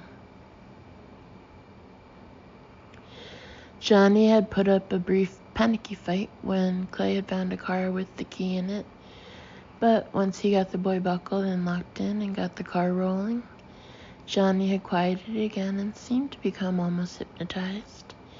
He even found the button that unrolled the window and let the wind blow on his face, closing his eyes and lifting his head slightly. Clay watched the wind blowing back his son's long, dirty hair and thought, gosh, help me, it's like riding with the dog. When they came to a road reef they couldn't get around and Clay helped Johnny from the car, he discovered his son had wet his pants. He's lost his toilet training along with his language. He had thought dismally, Christ on a crutch. And that turned out to be true, but the consequences weren't as complicated or dire as Clay thought they might be. Johnny was no longer toilet trained, but if you stopped and let him into a field, he would urinate if he had to. Or if he had to squat, he'd do that, looking dreamily up at the sky while he emptied his bowels. Perhaps tracing the courses of the birds that flew there, perhaps not. Not toilet trained, but housebroken. Again, Clay was helpless not to think of dogs he had owned. Only dogs did not wake up and scream for 15 minutes in the middle of each night. 5. That first night they had stayed in a house not far from the Newfield trading post, and when the screaming started, Clay had thought Johnny was dying. And although the boy had fallen asleep in his arms, he was gone when Clay snapped awake. Johnny was no longer in the bed, but under it. Clay crawled underneath into a choking cavern of dust kitties, with the bottom of the box spring only an inch above his head, and clutched a slender body that was like an iron rail. The boy's shrieks were bigger than such small lungs could produce, and Clay understood that he was hearing them amplified in his head. All of Clay's hair, even his pubic hair, seemed to be standing up straight and stiff. Johnny had shrieked for nearly 15 minutes there under the bed, then ceased as abruptly as he had begun. His body went limp. Clay had to press his head against Johnny's side. Parentheses, one of the boy's arms somehow squeezed over his neck in the impossibly small space, close parentheses, to make sure he was breathing. He had dragged Johnny out, limp as a mail sack, and had gotten the dusty, dirty body back onto the bed. Had lain awake beside him almost an hour before falling suddenly asleep himself. In the morning, the bed had been his alone again. Johnny had crawled underneath once more, like a beaten dog seeking the smallest shelter it could find. Quite the opposite of previous phoner behavior, it seemed, but of course, Johnny wasn't like them. Johnny was a new thing. Heaven help him. 6. Now they were in the cozy caretaker's cottage next to the Springvale Logging Museum. There was plenty to eat. There was a wood stove. There was fresh water from the hand pump. There was even a chemical toilet. Although Johnny wouldn't use it, Johnny used the backyard. All mod con circa 1908. It had been quiet time except for Johnny's nightly screaming fit. There had been time to think, and now, standing here by the living room window and watching snow skirl up the street while his son slept in his little closet hidey hole, there was time to realize that the time for thinking was done. Nothing was going to change unless he changed it. You'd need another cell phone, Jordan had said. And you'd need to take him to a place where there's coverage. There was coverage, hell. There was coverage here. Still coverage. He had the bars on the cell phone to prove it. How much worse can it be? Tom had asked, and shrugged. But of course he could shrug, couldn't he? Johnny wasn't Tom's kid. Tom had his own kid now. It all depends on whether or not brains do what seriously protected computers do when they're hit with an EMP, Jordan had said. They save to system. Save to system. A phrase of some power. But you'd have to wipe the phoner program first to make space for such a highly theoretical second reboot. And Jordan's idea, to hit Johnny with the pulse yet again, like letting it backfire, seemed so spooky, so off-the-wall dangerous, given the fact that Clay had no way of knowing what sort of program the pulse had mutated into by now. Assuming, parentheses, makes an ass out of you and me. Yeah. Close parentheses. It was still up and running at all. Save to system, Clay whispered. Outside, the light was almost gone. The skirling snow looked more ghostly than ever. The pulse was different now, he was sure of that. He remembered the first phoners he'd come upon, who were up at night, the ones at the Gurleyville Volunteer Fire Department. They had been fighting over the old pumper, but they had been doing more than that. They had been talking, not just making phantom vocalizations that might have been words, talking. It hadn't been much, not brilliant cocktail party chatter, but actual talk just the same. Go away. You go. Hell, you say. And the always popular Minook. Those two had been different from the original phoners, the phoners of the Raggedy Man era, and Johnny was different from those two. Why? Because the worm was still munching. The pulse program was still mutating? Probably.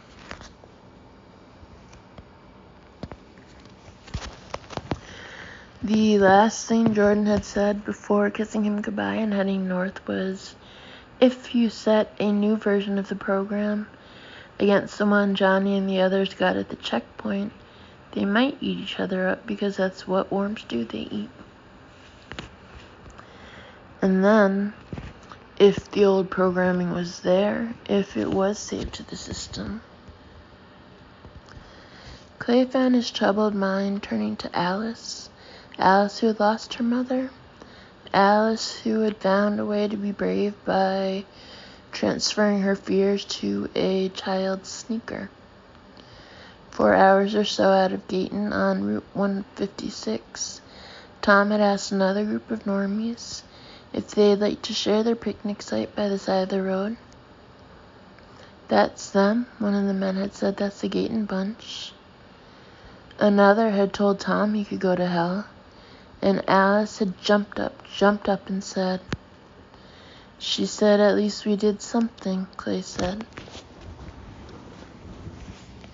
as he looked out into the darkening street. Then she asked him, just what the fuck did you do? So there was his answer, courtesy of a dead girl. Johnny G wasn't getting better. Clay's choices came down to two. Stick with what he had or try to make a change while there was still time, if there was. Clay used a battery-powered lamp to light his way into the bedroom. The closet door was ajar and he could see Johnny's face. In sleep, lying with his cheek on one hand and his hair tousled across his forehead, he looked almost exactly like the boy Clay had kissed goodbye before setting out for Boston with his Dark Wander portfolio 1,000 years ago. A little thinner, otherwise pretty much the same. It was only when he was awake that you saw the differences, the slack mouth and the empty eyes, the slumped shoulders and dangling heads. Clay opened the closet door all the way and knelt in front of the cot. Johnny stirred a little when the light of the lantern struck his face and settled again. Clay was not a praying man, and events in the last few weeks had not greatly increased his faith in God, but he had found his son. There was that, so he sent a prayer up to whatever might be listening. It was short and to the point. Tony, come around.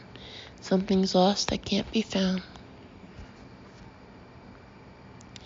He flipped open the cell and pushed the power button. It beeped softly.